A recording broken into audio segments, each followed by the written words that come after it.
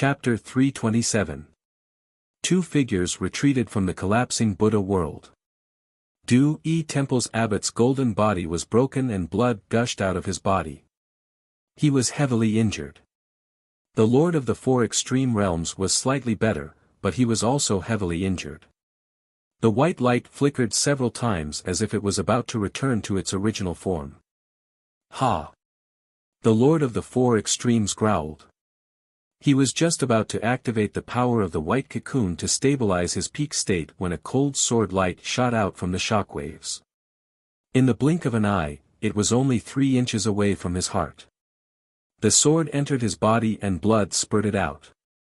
Ning Chen spun the sword in his hand and used all his strength to push the sword another inch in. Ugh! The Lord of the Four Extreme Realms grunted and was forced back several steps by the sword's power. Blood flowed out of his mouth. How dare you! The Lord of the Four Extreme Realms was furious. He endured the pain in his heart and forcefully counterattacked. His palm struck out with a ferocious might, aiming straight for Ning Chen's chest. It was so shocking that it made one tremble. Ning Chen blocked with his demon blade, but he was still sent flying by the powerful palm force. His body was dyed red. The bright light armor on the Lord of the Four Extreme Realms' chest cracked and a dazzling white light appeared. Below the beating heart was a terrifying phenomenon of a white cocoon. The sword had only managed to cut through less than 2 inches, making it difficult to see what was inside. What a monster! Ning Chen barely managed to stabilize himself. He looked at the scene in front of him and narrowed his eyes. This white cocoon's power was truly troublesome to deal with. Jiming Marquis, you're courting death. The Lord of the Four Extreme Realms couldn't suppress his anger. He flipped his palm and a waterfall of white mist flew out from the wound on his chest. It quickly spread out endlessly and in just a few breaths, half of Wuxia mountain was covered. After the white mist insect tide flew out, the bright light armor flashed and the wound automatically healed. With the insect tide appearing, the 100 Lotus Buddha world, which was already riddled with holes, suffered another heavy blow. The white mist constantly devoured the Buddha world's power, causing the remaining 7 relics' golden light to quickly dim. The Buddha light was suppressed and a bloody wound appeared on the abbot's face. It was a wound caused by the insect tide. Ning Chen's expression darkened as he looked at the tide of white mist insects that filled the sky. He said, "Senior Abbot, be careful. These things can devour true essence and flesh, and their vitality is extremely tenacious. They are very difficult to kill. It's too late to regret now." Before he even finished speaking, the Lord of the Four Extremes had already moved. His palm slammed out, instantly arriving in front of the two of them. As the killing intent approached, Ning Chen and the Buddha in the mortal world joined hands to block it. However, the difference in their cultivation levels made it difficult for them to fight against it. With a loud explosion, both of them retreated several steps. The white mist insect swarm spread out endlessly, and the devouring power became more and more terrifying. The broken 100 Lotus Buddha world soon reached its limit, and it flickered unsteadily, as if it would collapse at any moment. The abbot of Du-E Temple suppressed the shock in his heart and immediately understood that he would definitely lose if the battle dragged on. With a flip of his hand, he gathered the 10,000 Buddhas into one and gathered the Buddha light on his body. With the Buddha's blood as a guide, he condensed the power of the 7 relics and activated the last of his Buddha vitality. 10,000 Buddhas merged into one, and the Venerable of the world reappeared. Amidst the boundless golden light, a supreme solemn Tathagata Buddha appeared. Terrifying pressure swept across the area, as if the Buddha had personally descended to the mortal world. Buddhism proved the great Tao, and Bodhi transcended the mortal world. At this moment, the entire Buddha mountain was bathed in the Buddha light. Seeing that the battle had reached its final moment, Ning Chen also leaped up and rose to the Buddha's heart. He pulled out the dazzling golden remembrance blade and turned into a stream of light that rushed down. The combination of the blade and the sword destroyed all evil. 100 Lotus illuminates the world, 10,000 Buddhas shine. The Buddha world's most powerful demon-slaying technique reappeared in the world. In an instant, thousands of Buddha light sublimated and turned into the power of demon-slaying. Since the start of the battle, the Lord of the Four Extremes, who had always been invincible, was finally forced to take several steps back. The Lord of the Four Extremes was furious. He stomped his foot on the ground and stopped his retreat. His palms condensed the peak of his cultivation level and clashed with the Buddha light that was pressing down. In the instant of a stalemate, the blade of the sword arrived again, and the Yama's divine weapon came pressing down. "I've been waiting for you." At this moment, the Lord of the Four Extremes changed the direction of the flame calamity in his hand and slashed toward the attacker.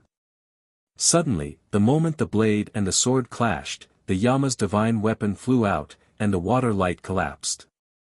When the Lord of the Four Extremes turned around, the attack, the blade of the Yama's body, and golden light. Ugh! The golden blade that appeared behind him pierced through his heart meridian. Blood gushed out and dyed the ground of Buddha Mountain red. The Lord of the Four Extremes looked at the divine weapon that pierced through his chest and spat out a mouthful of blood. Immediately, his divine aura erupted and forced the person behind him to retreat. His heart meridian was severely injured and his life force scattered. He was about to succeed, but there were changes in his life. On Buddha Mountain, the wind and clouds changed and thunder roared. White light shone brightly in the 9 heavens. Below the Lord of the Four Extremes' heart, white silk came out of his body. In the surging blood mist, a huge white moth slowly appeared. Its terrifying aura shook the divine prefecture and shocked the world. In an instant, countless eyes looked toward the direction of Mount Wuxia. Their faces were filled with shock.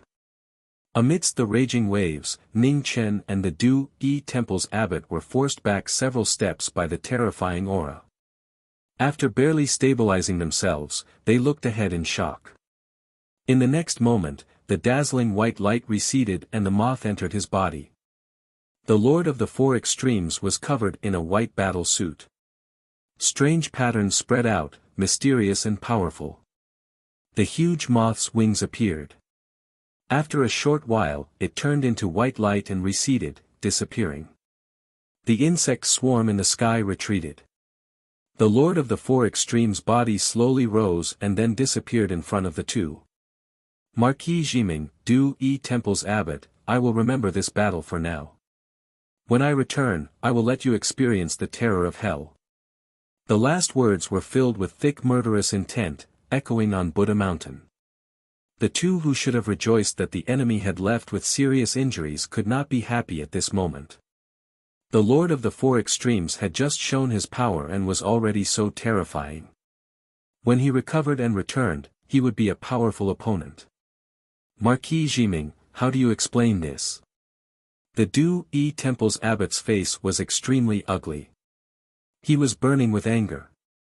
Buddha Mountain had suffered such a disaster for no reason and had provoked such a terrifying enemy. This situation was all caused by the person in front of him. Senior Abbot, the Jiming Marquis residence welcomes you at any time. Let's discuss how to deal with the Lord of the Four Extremes together. Ning Chen replied. He waved his hand and put away the sword. The mahogany box closed and covered the sword.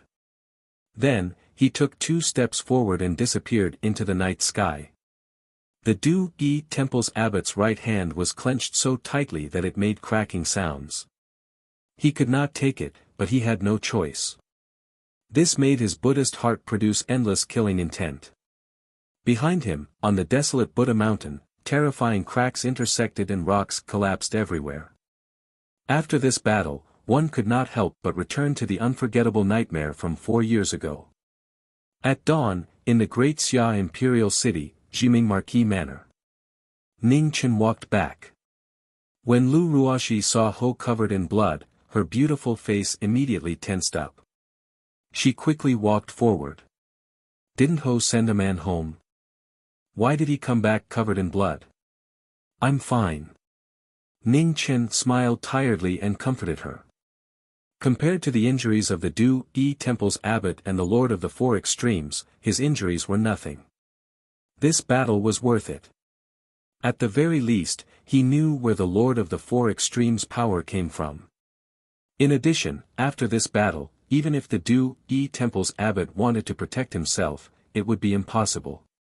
Whether he was willing or not, he would have to stand on the same front as the great Xia to deal with the threat of the Lord of the Four Extremes. Lu Ruoxi did not say a word. With tears in her eyes, she helped the abbot take off his blood-stained clothes and put on a new one. Then, she carried the blood-stained clothes and silently went out to wash them. In the room, Worryless was sitting on the sickbed. She coughed a few times and looked at the figure walking over. She raised her head and smiled. "I haven't had the time to thank the Marquis for saving my life. It's what I should do." Ning Chen sighed softly. Zi was in trouble, but as her friend, he was powerless to help. He could not escape the responsibility for today's outcome.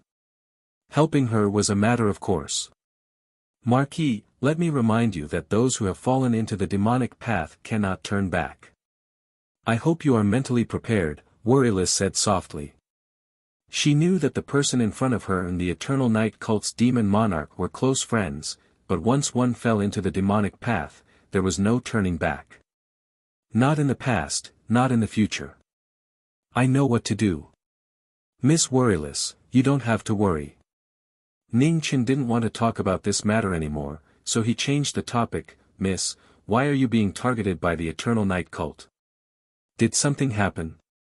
Worryless shook her head. "I'm not sure, but the Realm Master and the Eternal Night Cult should have reached some kind of agreement or exchanged something." Ning Chen frowned. What were the Eternal Night Cult and the Realm Master of the Four Extreme Realms planning? There was no enmity between Worryless and the Eternal Night Cult, so why would they go through so much trouble to set up a trap to kill her? Moreover, the Realm Master of the Four Extreme Realms knew that Worryless had a Dao body, yet he still gave it up without hesitation. Ning Chen thought for a moment, but he couldn't think of a reason. He could only suppress these questions for now.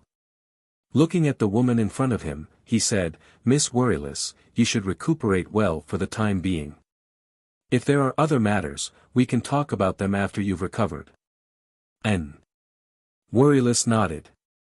At the same time, in the easternmost land, at the end of the world, above the endless chaotic fog, the scene suddenly changed. Black clouds gathered rapidly, and a terrifying thunder and lightning descended, turning the vast fog into a sea of thunder and lightning. Under the sea of thunder, a dark-colored chaos sword essence slowly rose. It had the shape and body of a sword, and it had no edge. At the end of the land, the white-robed figure who had been sitting quietly finally stood up. In an instant, sword intent soared into the sky, as if the sharpest divine sword had been born, causing all things to tremble. A legend among swords, the undefeatable sword of Barren City. After countless days and nights of waiting, he finally got the sword he wanted. He took a step forward, and the sea of thunder parted. The chaos sword essence floated in it silently, without any special characteristics, just like the most ordinary stone sword. Mu Bai stepped forward and held the sword essence. The roaring sea of thunder around him suddenly quieted down. After a moment, the sea of thunder surged and pressed down with great force. "Noisy." Mu Bai frowned slightly. He waved his sword, and sword intent spread out. The entire sea of thunder was instantly annihilated and disappeared. The boundless chaotic fog instantly returned to its former tranquility. There was no longer any sound. Above the sea of fog, a man and a sword slowly walked out. His snow-white clothes were not stained by a speck of dust. The sword of Barren City had once again descended upon the world. Chapter 328. A white-robed figure walked out of Desolate City. His appearance was ordinary, but he had an indescribable elegance. The undefeatable sword of Desolate City had finally returned to the mortal world. "Master." Jian Yi, Jian Er, and Jian Luiying bowed and greeted him respectfully. "Where's Mu Qingxue?" asked Mu Bai. "He's at the Grand Xia's Heavenly Academy." Mu Bai nodded and didn't ask any more questions. He glanced at Jian Luiying and said, "You're too slow." Jian Luiying lowered his head in shame and didn't say anything else. "Master, disciple wants to enter the mortal world." Jian Yi, who rarely spoke up. "Up to you." Mu Bai didn't stop him. "Thank you, master," said Jian Wan. In the Grand Xia's imperial city, it was a beautiful day. It was supposed to be a good time for scholars and beauties to recite poems. Suddenly, sword intent spread across the horizon. A supreme sword pressure shocked the entire imperial city. Mu Bai. In the Jiming Marquis residence, Ning Chen felt a familiar aura and immediately walked out of his study. In the distance, thousands of sword intents paved a path. A white-robed figure walked over and stood in the sky, looking down at the Grand Xia's imperial city. "Prince Yan, Mu Bai has come to prove his sword." In the Prince Yan's residence, the Grand Xia's legend opened his eyes and walked out. A sword rack containing 5 ancient swords flew out and landed in the courtyard. The world's 2 peak swordsmen were about to face off. Who was the strongest swordsman? Today, the result would be decided. However, just as the fighting spirit of both sides rose and the battle of proving swordsmanship was about to begin, an untimely voice that dampened the mood came and interrupted this once-in-a-century battle between swordsmen. "Seniors, you can't fight." Su Yi rushed out and stood in the air. She stood between the two and said anxiously. Mu Bai frowned. Why did this brat have to interfere in everything? Ning Chen, move. Prince Yan glanced at the figure in the sky and calmly said. Sister Qin Ning, hurry up and bring the Empress here. Ning Chen looked in the direction of the imperial palace and hurriedly transmitted his voice. Senior and Mu Bai were both peak swordsmen. Once they fought, no one knew who would win or lose. How could he just sit by and watch? Get out of the way. In the sky and on the ground, the void shook. 2 streaks of sword intent shot out at the same time. Although they did not use their full strength, they still brought with them a terrifying pressure. They attacked from both sides. Ning Chen knew that he could not avoid this moment. He clenched his fists, and Yan Qing and the demon blade appeared in his hands. He turned his blade around and resisted the 2 swords. In front of the 2 strongest sword seniors in the world, Ning Chen knew very well that if he attacked with his sword, he would be absolutely suppressed by their sword wills. Therefore, he temporarily abandoned his sword and used his saber to resist. The 2 sabers blocked the 2 swords. With a pang sound, blood splattered. Blood flowed down from the wounds on his hands. Yan Qin Wang, are you trying to kill him? At this moment, Qin Ning finally arrived with Zhang Sun. When Zhang Sun saw the injured Ning Chen in the air, her dignified and beautiful face immediately darkened as she shouted angrily. When Prince Yan saw Zhang Sun, he narrowed his eyes and the sword intent on his body dissipated. The battle was interrupted again and again, and the atmosphere of proving one's sword had already been lost. Mu Bai withdrew his sword intent and coldly glanced at the youngster who was blocking his way. This kid is really troublesome. If it wasn't for the fact that he was a senior and couldn't fight with a junior, he really wanted to teach this kid a lesson. When Ning Chen saw Zhang Sun, he let out a sigh of relief. His figure flickered, and he appeared in the sky. He respectfully bowed and said, Senior Mu Bai, Junior has overstepped his boundaries. I hope Senior can be magnanimous and forgive me. Mu Bai coldly snorted. Without saying anything, he waved his sleeves and left on his sword. Yan Qin Wang, let's call off this battle for now. We'll fight another day. Anytime. Inside the manor, Yan Qin Wang calmly replied. He waved his hand, and the sword rack flew into his room. He then turned and left, closing the door behind him. In the endless palace, Qin Ning and Zhang Sun returned. Ning Chen followed beside them with a worried expression. There were only a handful of people in the world who could make Mu Bai prove his sword. This battle would come sooner or later, and he couldn't stop it. Moreover, with Senior's personality, he definitely wouldn't refuse a battle with a supreme sword expert like Mu Bai. This time, Zhang Sun came out to stop it in time. But next time, he might not be so lucky. Ning Chen, if Yan Qinhuang and Mu Bai fight, what are the chances of winning? Zhang Sun sat on the main seat and asked seriously. She didn't practice martial arts, but she knew that the desolate city's Xin dynasty's branch was terrifyingly powerful. In the world, only desolate city existed because of one person's martial arts. Even the great Xia didn't dare to provoke it. Empress, I can't see it either. Ning Chen shook his head and continued, since Mu Bai left the easternmost land, he must have obtained a sword embryo condensed from the chaotic Qi Sea. His strength is hard to estimate. Senior once fought with him briefly 4 years ago, and there was no clear victor. If they fight again now, I'm afraid that before the victor is decided, it will be a life and death battle. Zhang Sun frowned. Was it that serious? She had originally thought it was just a spar between martial artists. She had wondered why this brat would try so hard to stop it. Do you have any ideas? Asked Qin Ning softly. Ning Chen thought for a moment and then said, Empress, I'm going to Desolate City. I'll have to trouble you to hold Senior here. Be careful, warned Zhang Sun. Don't worry, Empress. Ning Chen responded and quickly walked out of the Weiyang Palace. Under the moonlight, Bai Yi appeared in Desolate City.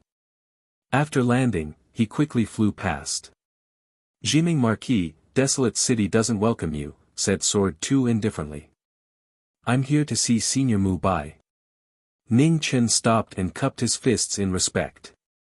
Go back. Master won't see you, said Sword 2. I'll leave after saying a few words to Senior. Mr. Sword 2, please make an exception, said Ning Chen sincerely. There's no point in saying anything. Go back, said Sword 2, unmoved. A trace of helplessness flashed in Ning Chen's eyes. He stepped forward and Bai Yi flashed past. He wanted to avoid Sword 2's obstruction and force his way through. Sword 2's expression darkened. With a move of his hand, a cold blade wrapped around his arm flew out like a poisonous snake swallowing its tongue, blocking the figure that wanted to force his way through. Jiming Marquis, you're taking a huge responsibility. Today, no matter what, I must see Mu Bai. Sorry for the offense. Ning Chen clenched his right hand and the great green sparrow sword flew out. With one sword, he broke through all illusions. Of the 3 disciples of Sword City, other than Jian Luiying who was ranked 3rd, Sword 1 and Sword 2 had long since stepped into the Xiantian realm. Their strength was unfathomable. This was something that the Xiantian experts at the 4 Extremities realm knew best. The 2 swords clashed. Sword 2's snake sharp turned and wrapped around the green sparrow sword, continuing to extend upwards. Soft sword.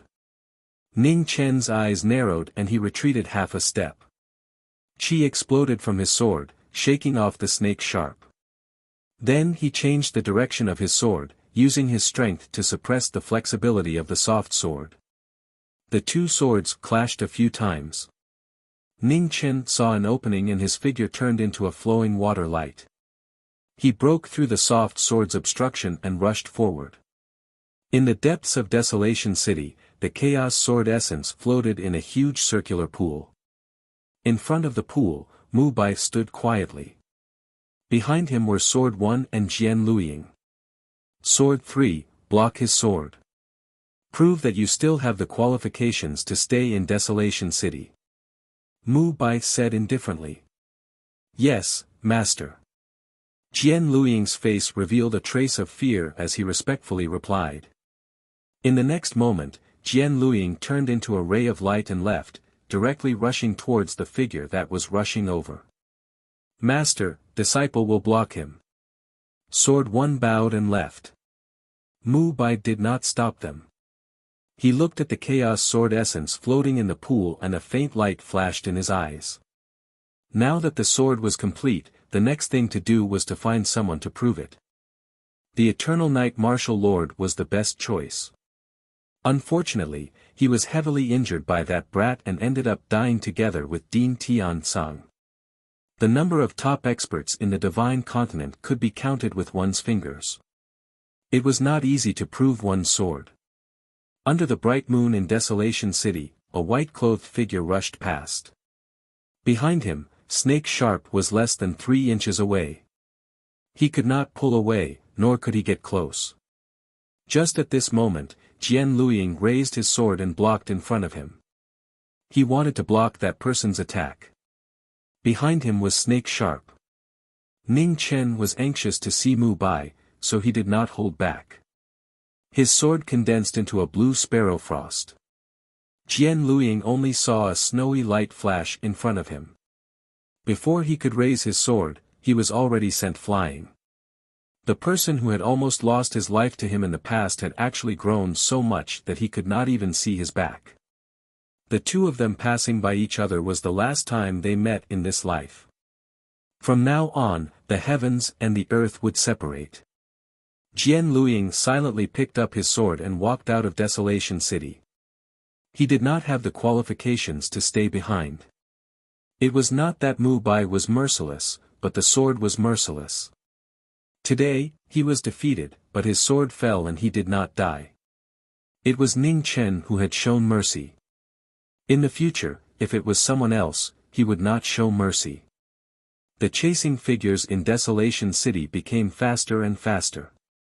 Suddenly, a white figure appeared in front of him. An ancient broken sword was unsheathed, bringing with it a long sword sound. Seeing the person blocking his way, Ning Chen's expression turned serious. Frost surged, and a sword split the sky. Jian Yi did not dodge. He held the broken sword and blocked the attack. With a clang, the two swords met. Sword intent roared, turning into sharp blades that destroyed the surrounding walls. After one attack was blocked, Snake Sharp followed. It was merciless, cold, and bone-piercing. Ning Chen clenched his left hand and the Yama divine weapon flew out. The absolute break sword blocked Snake Sharp's attack.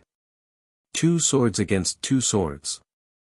In order to see Mu Bai, the martial Marquis of Wuxia displayed everything he had learned. 2 against 1, Desolation City's 2 swords against the martial Marquis of Wuxia. The 2 swords each had their own pride. Although they wanted to stop the martial Marquis, they did not want to bully him with numbers. The light on the swords intersected under the night sky. The 4 swords continuously clashed. The sound of the swords reverberated. It was pleasing to the ear and chilling. In front of the sword pool, Mu Bai raised his head and looked at the flashing sword intent in the distance. He nodded without leaving a trace. Not bad. Although his personality and martial skills were a mess, the cultivation on the sword could not be faked. His aptitude was average, but he was so capable. It could be seen how much pain he had suffered. There were geniuses in the world. Mu Qingxue and the little girl called Ah Man were undoubtedly geniuses. However, there were not only geniuses in the world. Mu Bai waited quietly in front of the sword pool. He did not make a move, nor did he stop them. He was waiting. If Ning Chen could rely on his own strength to see him, he would give him a chance. If not, life and death would be up to fate. Chapter 329.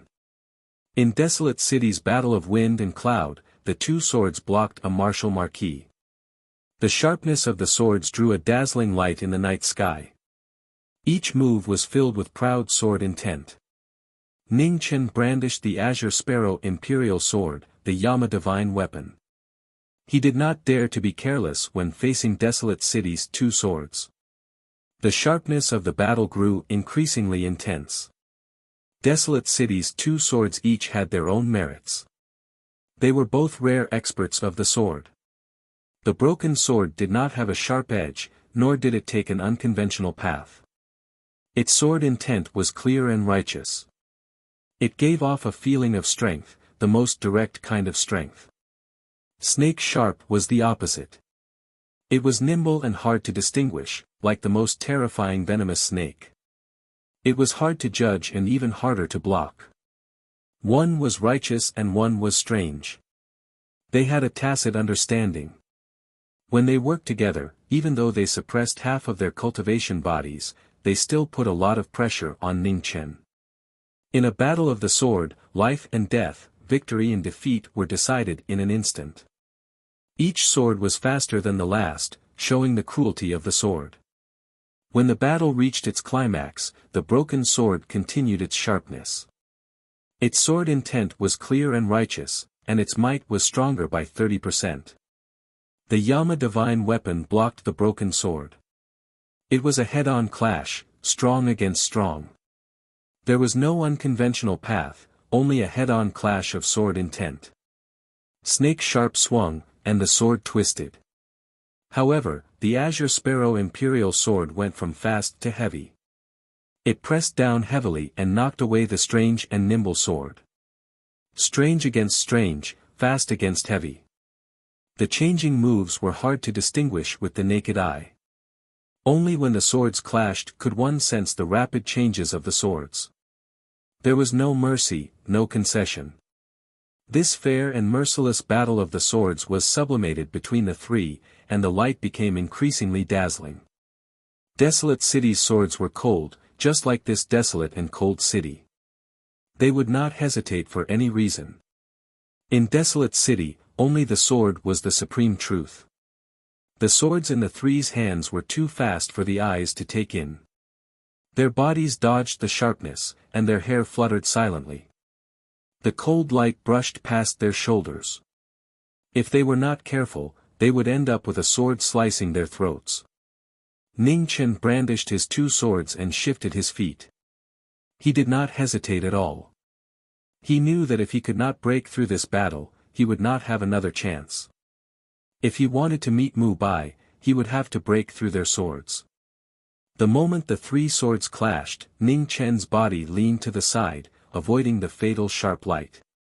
His sword aura changed, and both of his swords pressed towards Snake Rui. Sword 2's eyes narrowed, as the serpent edge in his hands coiled around the Azure Sparrow sword. However, at the same time, the Yama's divine weapon arrived, unable to block the Azure Sparrow sword. Rip! With two ear-piercing sounds, blood flew into the air. Sword 2 and Ning Chen's shoulders were dyed red. One sword for the other, forcefully breaking through the tacit understanding between the two swords. The broken swords were dyed red. Yama summoned his orders. Before the blood could drip from the two swords, Suyi's body erupted with strength, forcing the two of them back half a step. Then, she quickly flew away. In front of the sword pool, Mu Bai looked at the rapidly approaching figure in the distance. A strange expression flashed through his calm eyes. Not bad. A distance of 30 miles was nothing to Xiantian realm experts. Not long after, three figures, one in front and two behind, arrived at the same time. However, this momentary difference had led to a completely different result. Ning Chen stopped, and the two swords behind him withdrew. He didn't continue attacking. Before Mu Bai, there were very few people who could or dared to use a sword. Although the three of them stood at the peak of the younger generation, in front of Desolate City's undefeatable sword, they were still juniors. You only have 3 sentences. Mu Bai gave the youngster a glance and calmly said. Senior Mu Bai. Ning Chen bowed respectfully. 1, said Mu Bai indifferently. Ning Chen narrowed his eyes and said, the master of the 4 extreme realms is even more durable than the martial monarch from back then.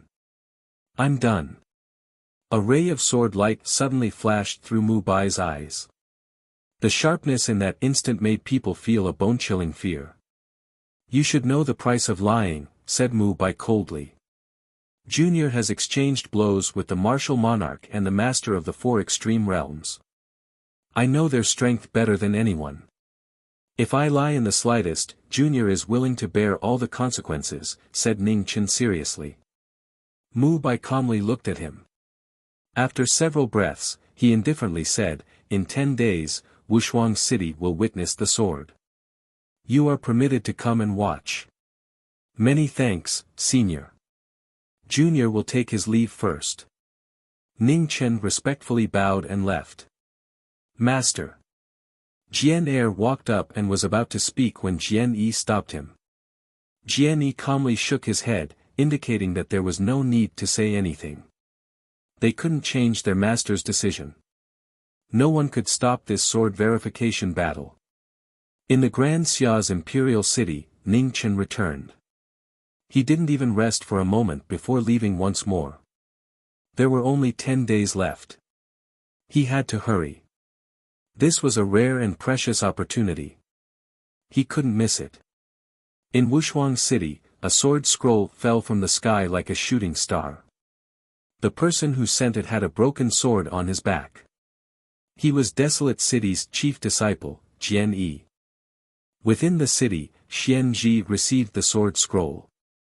After reading it, his eyes began to flicker. In the depths of Wushuang City, Xian Ji brought the sword scroll to a forbidden land covered in runes. When he arrived outside the formation, he loosened his hand and the sword scroll automatically flew into it. In the next few days, the news of Desolate City's legend challenging the Master of the Four Extremes spread like a flood across the entire Divine Prefecture. It was a big event that shook the entire Divine Prefecture.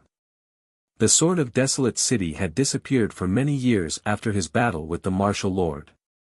Now that he had reappeared, he challenged the Master of the Four Extremes, who was now considered one of the strongest cultivators in the world. This battle attracted the attention of countless people. In Wushuang City, the Master of the Four Extremes walked out of the Forbidden Land. When he heard the news, he couldn't help but frown. How did this news spread so quickly? Or did someone deliberately spread the news to force him to accept the challenge? In the Eternal Night Divine Sect, the 3 Temple Lords received the news at the same time, but their reactions were different. The first Divine Palace was as calm as before. The figure on the throne was indifferent and silent. He had no interest in the news. In the second Divine Palace, Zong Qianxiu waved his hand to disperse the chessboard in the void. The smile on his face was difficult to understand. In the third Divine Palace, the valiant figure standing before the throne looked to the distant east. His battle intent rose. Compared to the Master of the Four Extremes, he was more interested in the legend of the sword in Desolate City. A cultivator at the peak of martial arts was always respected. "Father," Luofei walked into the Temple Lord and said respectfully. "Go and invite the Demon King to go to Wushuang City to watch the battle," the Eternal Night Divine Sect leader said. "Yes," Luofei bowed and left. In the imperial city of the Great Xia dynasty, Prince Yan walked out. He waved his hand and 2 swords flew out. They turned into meteors and fell into the palace. Then, he walked away. The day had come. The atmosphere of the battle was getting more and more tense. In Wushuang City, Xian Tian and the others were waiting. Several of the Khanate cultivators who had gone out had also returned. They were fully prepared for the upcoming battle. The Master of the Four Extremes stood on the city wall, waiting coldly. His powerful aura surged. It was impossible to tell that he had been seriously injured not long ago. Right at this moment, the void in the distance suddenly trembled as sword chi that filled the sky soared up, causing the heavens and the earth to tremble along with it. A white-clothed figure walked over unhurriedly. He seemed to be ordinary, but he brought extremely heavy pressure to the numerous Khanate realm experts in the city. An expert. The Master of the Four Extremes narrowed his eyes. The rumors were true. The swords of Wushuang City were indeed extraordinary. Mu Bai's body was like a sword. The moment he arrived, all the swords in Wushuang City trembled. They were about to unsheath. Xian Tian glanced at the trembling sword beside him and narrowed his eyes. He raised his hand and pressed it down, stopping Vast Sword's restlessness. "Master of the Four Extremes, please," said Mu Bai calmly. Seeing that his opponent was different from before, the Master of the Four Extremes clenched his right hand. Flame Calamity fell from the sky and landed in his hand. In the next moment, a five-colored light flashed and instantly arrived in front of Mu Bai. With a slash of his saber, the surrounding space turned into a sea of flames. The Master of the Four Extremes was filled with killing intent. He wanted to use this opportunity to establish his might in the Divine Prefecture. He wanted to kill a legend of the sword. Mu Bai's brows furrowed. The sword fingers of his right hand came together, sweeping aside the flame calamity that was descending in front of him. His martial soul was clumsy and disappointing. He could only hope that his strength was as that brat had said. In the distance, three powerful auras appeared in the sky. They were the Eternal Night sect girl, as well as the first and third palace masters. On the ground, an azure-robed figure walked over. His black hair fluttered in the wind. That familiar handsome face made everyone wait with rapt attention. The Grand Xia's legend had also come. The sect master had arrived, and a legend had appeared. The strongest people of this generation were all present. They watched the battle in the sky without saying a word, but they gave everyone a powerful pressure. In the sky, Luofei looked around but didn't see Ning Chen's figure. She couldn't help narrowing her eyes. Although they hadn't known each other for long, this Grand Xia's Zhanming Marquis was something she cared about. In terms of shamelessness, it was hard to find someone who could surpass him. This wasn't a derogatory remark. On the contrary, he gave her a good impression. Those who wanted to accomplish great things didn't care about trifles. Their hearts had to be black, and their swords had to be ruthless. Flame Calamity Hell. In the middle of the battle, Flame Calamity slashed open a path to hell. Its ferocious power broke through the sword chi and reached Bai Yi. Devil Monarch, look clearly at Mu Bai's sword, reminded the Eternal Night Hierarch. The white-haired Devil Monarch shifted his gaze. In that instant, he saw an incomparably resplendent sword light rise. It was so dazzling that it could split the heavens. With a bang, the world lost its color and the universe trembled. The flame calamity in the hands of the Master of the Four Extreme Realms broke. Blood splashed across the sky. This sudden change caused the expressions of the Xiantian experts in Wushuang City to change. How could this be? Luofei also frowned. Because her cultivation base wasn't high enough, she couldn't see what was going on. Even if there was a difference in strength between the two, it shouldn't be so great. Can you see why? Asked the Eternal Night Hierarch as he glanced at Xia Zi. Sword domain, said the Devil Cultivator calmly with a deep gaze. The Eternal Night Hierarch nodded. A sword is 3 feet long. 3 feet in front of a sword is a forbidden area for swordsmen. When Mu Bai doesn't have a sword, the further away he is, the stronger his sword intent is. But when he has a sword, even gods and ghosts can't get within 3 feet. In the middle of the battle, the broken flame calamity fell from the sky and smashed into the ground. You deserve 10,000 deaths for your crimes.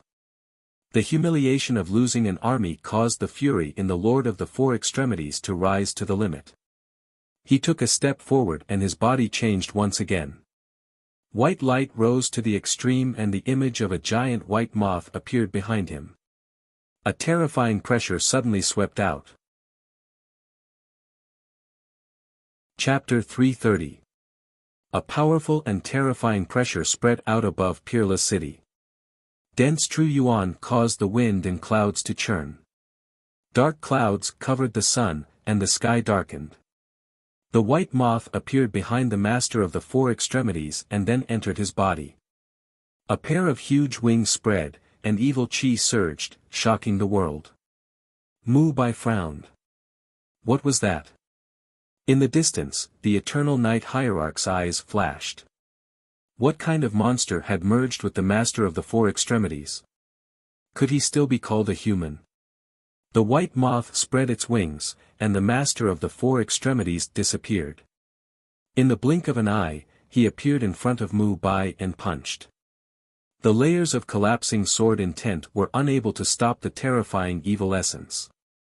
Mu Bai raised his left hand and condensed his sword intent to block the evil essence. However, with a loud bang, Bai Yi was pushed back half a step in the collapsing space. He was actually slightly behind. Since the start of the battle, Desolate City's undefeatable sword had been pushed back for the first time. On the ground, Imperial Prince Yen looked at the monster in the sky and frowned. It was truly a loathsome power. The white moth's aura didn't seem like a living creature of the mortal world. It was more like a monster formed from flesh and blood and true yuan. The battle resumed, and the evil qi rippling out was exceptionally terrifying.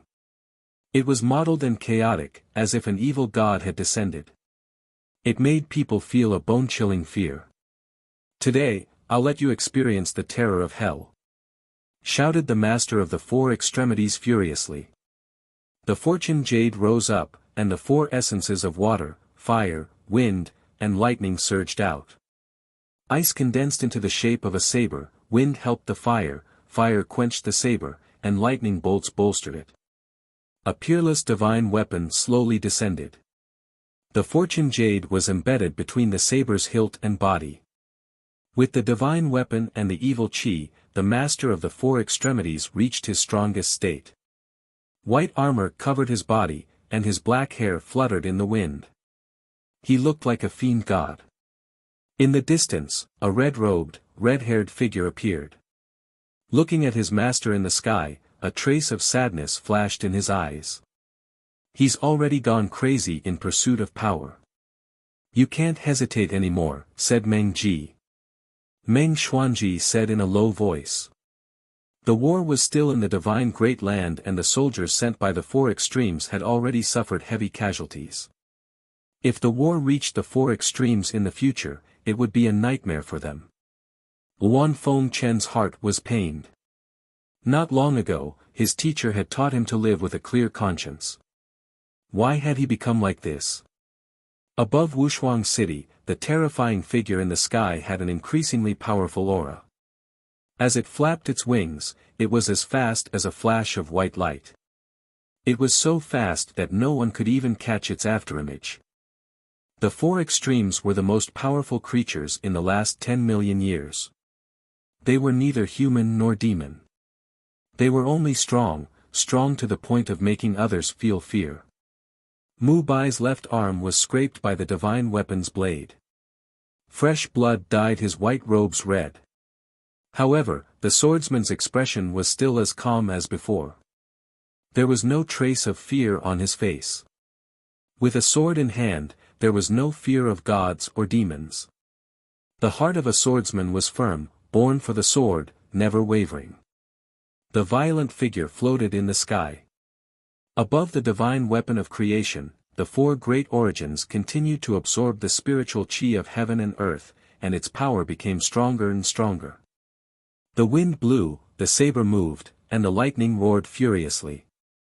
With the support of the evil energy, the saber fell and the sky collapsed, and it completely obliterated the heavens and the earth in an area of 300 m around the two of them. Sword form, one sword of 10,000 calamities.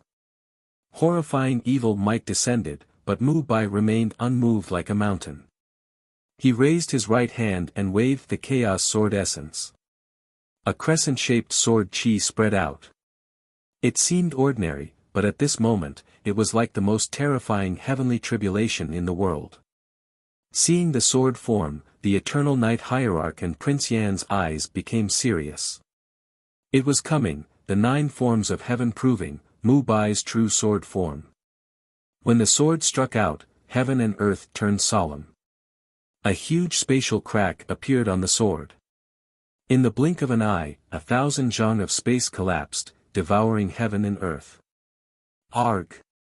A waterfall of blood splashed out. The violent evil energy was immediately swallowed by the collapsing space.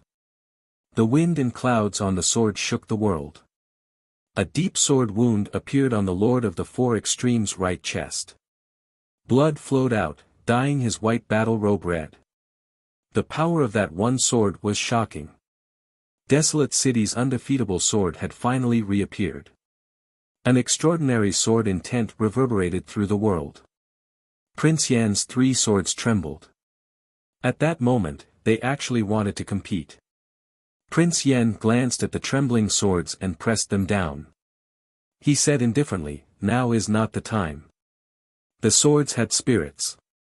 Hearing their master's words, they gradually calmed down. The shocking change in the sky shocked the Xiantian experts in Wuxia City. No one had thought that Desolate City's sword would be so terrifying. Not bad, but it's useless. The Lord of the Four Extremes snorted. White light surrounded his body and the sword wound on his chest healed at a speed visible to the naked eye. He really is a monster. In Wuxia City, a handsome young man wearing a black and white cloak appeared. He looked at the sky and squinted his eyes. On the battlefield, white moths spread their wings and white fog swarmed out. In the blink of an eye, the sky above Wuxia City was filled with insects. The figure in the white fog took a step forward and disappeared again. His speed was so fast that it was difficult to predict when his next attack would come. The sword and saber collided. With a piercing sound, Mu Bai's left shoulder was dyed red. The Fortune Divine weapon had pierced 2 inches into his body. Is this the strength you're pursuing? Mu Bai remained unmoved, and he personally sensed the evil and chaotic aura in the surroundings as he spoke. The winner is the king and the loser is the bandit. This has never changed. You'll regret your stupid choice in hell. The Lord of the Four Extremes added more strength to his weapon. Blood splashed everywhere. You're not worthy of my sword. Mu Bai couldn't hide the disappointment in his eyes. He raised his left hand and pointed at the sky. The sword of no desires, no thoughts caused the wind and clouds around him to change. The blood splashing everywhere turned into blood swords. The Lord of the Four Extremes quickly retreated. However, he had never thought that the sword intent would become so terrifying. The further he retreated, the stronger it became. After blocking one sword, he was hit several times. The sword intent pierced through his body and brought forth a dazzling waterfall of blood. Mu Bai turned around and left.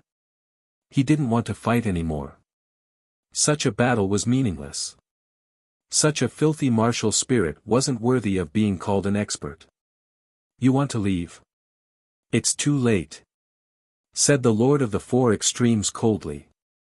White light flashed and the white fog insects around him flew back. The wounds on his body were immediately healed by the insect's flesh.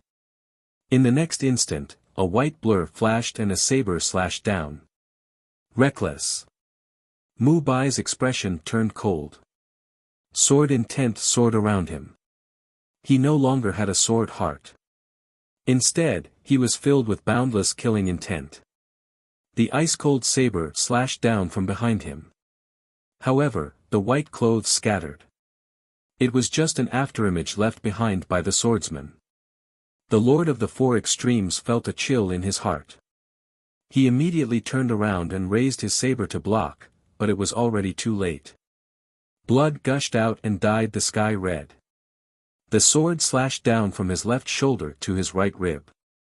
The sword intent pierced through his body and destroyed his bones. Ugh! The Lord of the Four Extremes was covered in blood. His white battle robes were dyed red in the blink of an eye. It was a miserable sight. Impossible. How can you be so fast? The Lord of the Four Extremes was filled with disbelief. Blood poured out of his mouth, and he could no longer recover. In the distance, the Eternal Night Hierarch sighed. The Lord of the Four Extremes had lost miserably. He had pursued power excessively, but he had lost the reverence that a martial artist should have. In this world, no one could be faster than Mu Bai. Wherever his will went, his sword would go. His will had no distance, and his sword also had no distance. In a battle between martial artists, one had to first understand reverence before knowing one's tolerance. Only by knowing oneself and knowing one's enemy could one exploit one's strengths and avoid one's weaknesses. The Lord of the Four Extremes was too stupid. He was so stupid that he wanted to compete with Mu Bai in terms of speed. The battle was over after losing in one move. Mu Bai didn't have the habit of adding another blow to a dying person. He glanced coldly at the person in front of him before leaving on his sword. Right now, he wanted to know where that brat was. No matter how strong he was, such a person wasn't worthy of being called an opponent. On Matchless City, the Lord of the Four Extremes was coughing up blood. He staggered, but it was too late for him to chase. The white fog insect swarm retreated, healing the terrifying sword wound from his left shoulder to his right rib. However, this time, even the moth body under his heart was heavily injured. His injury couldn't recover as quickly as before. Xian Tian, Xian Ji. The Lord of the Four Extremes was wary of the several divine prefecture cultivators standing in the distance. Lord! Xian Tian and Xian Ji obeyed. They brought all the Xiantian cultivators in Matchless City and appeared together. They focused their minds and protected the heavily injured lord. What a disappointing battle. In the distance, Prince Yen shook his head regretfully. He immediately turned and left. Demon Lord, Luofei, let's go. The Eternal Night Hierarch took a light step forward, and the three of them lit up with radiance. In the blink of an eye, the three of them disappeared without a trace. Seeing that the strongest people had left, the Lord of the Four Extremes and the other Xiantian cultivators heaved a sigh of relief. However, at this moment, a loud Buddhist chant resounded through the sky, causing everyone's expression to change. Amitabha. The Buddha who appeared in Matchless City was covered in golden light. With each step, the ground collapsed and the city collapsed. How can this be? The Lord of the Four Extremes narrowed his eyes. When did the abbot of Du Yi Temple hide here? Why didn't he notice? Are you surprised? Ning Chen walked out. The aura of the Chaos Scroll dissipated. His figure flashed and appeared in front of the Lord of the Four Extremes. You again. The Lord of the Four Extremes' expression was extremely gloomy. He didn't need to think to know that he had been tricked by the person in front of him again. Ji Ming Marquis, even if I am heavily injured, killing you will be as easy as whisking. The Lord of the Four Extremes said angrily. Then let's try. Ning Chen clenched his left hand and the remembrance blade flew out. It flashed and appeared in front of him in an instant. Xian Tian wanted to stop him, but the surrounding world changed. Sword will open an ink painting. Between the mountains and rivers, a snow-colored sword appeared and blocked the clear sword. A swordsman in a black and white cloak walked over. His face was devilishly handsome. Although he was young, he had the aura of an extraordinary master. Your opponent is me. Mu Qianshang held his sword and said indifferently. Xian Tian's expression immediately sank. He looked at the swordsman in front of him and then at the worldly Buddha and Ji Ming Marquis in front of the Lord of the Four Extremes. His clear sword was cold and he released all his cultivation. Chapter 331. The mountains and rivers were painted with ink, and the sword will poured out. The moment the sword was drawn, the mountains and rivers in all directions changed. On the snow sword, ink-white marks appeared, and the sword will was shocking, rarely seen in the world. Deep in the ink painting, Xian Tian blocked the attack with his clear sword. With a clang, he retreated half a step. The two most outstanding swordsmen of the Compassion Sword Heavenly Pavilion and the Four Extremities Holy Grounds fought in the mountains and rivers. This battle was a battle between two swordsmen of two realms. Mu Qianshang, as the most outstanding disciple of the Compassionate Sword Heavenly Pavilion in the past 1,000 years, his strength had long surpassed many experts of the older generation. In the Divine Great Land, other than the two strongest swordsmen, Mu Bai and Prince Yen, he was one of the few prodigies of the sword that could be counted on one's fingers. The brilliance of the battle was merciless. Every move was deadly. Xian Tian's cultivation had already reached the fifth tribulation of the Khanate realm. However, he was bound by gratitude and could not take the final step. He could not improve in the realm of the sword for many years. Because of this battle that was originally not supposed to be on equal footing became white-hot right from the start. The clear sword, the snow sword, the sharpness constantly clashed. The killing light scattered in all directions, drawing a beautiful elegant demeanor between the mountains and rivers. Outside of this great battle, the Buddhas of the mortal world and the Marquis of Great Xia trapped the masters of the four extreme realms. The curtains of the battle had also been raised. The divine weapon of creation battled against the swords and sabers. The sentiments that were supported by the power of Buddhist faith shone with a golden light and revealed their killing intent. Facing the severely injured master of the four extremities, Ning Chen did not show any mercy. The narrow and sharp remembrance sword was fast and ruthless. The abbot of the Du-Yi temple scattered the Buddha beads in his hand. The Buddha light rose and suppressed the evil power around the master of the four extremities with his supreme Buddha energy. There was no turning back in the intense battle. Victory and defeat were the only results. The master of the four extremities endured the extreme pressure of facing the Buddhas and the Marquis with his destiny weapon. He knew that if he could not kill his way out today, he would not have another chance. Protect the master of the four extremities. Behind Xian Ji, 7 Khanate experts rushed forward. They wanted to buy some time for the master of the holy grounds. However, at this moment, the world suddenly froze and turned into a cage, trapping everyone. In the battle of the Tao body, the master of the four extremities saw a woman appear not far away. In that moment of distraction, the green sparrow drew light and blood. Damn it! The four extremities realm masters were unable to restrain their anger. The blade of nature slashed out, shattering the watery light. The figure had already retreated. Powerful. He was so powerful that he could not afford to be distracted. The Lord of the Four Extremes was shocked and furious. In the past, he had stood at the peak of power and could suppress everything with his powerful cultivation. He had never thought that after his absolute power had declined, he would discover that the young man in front of him was actually so powerful.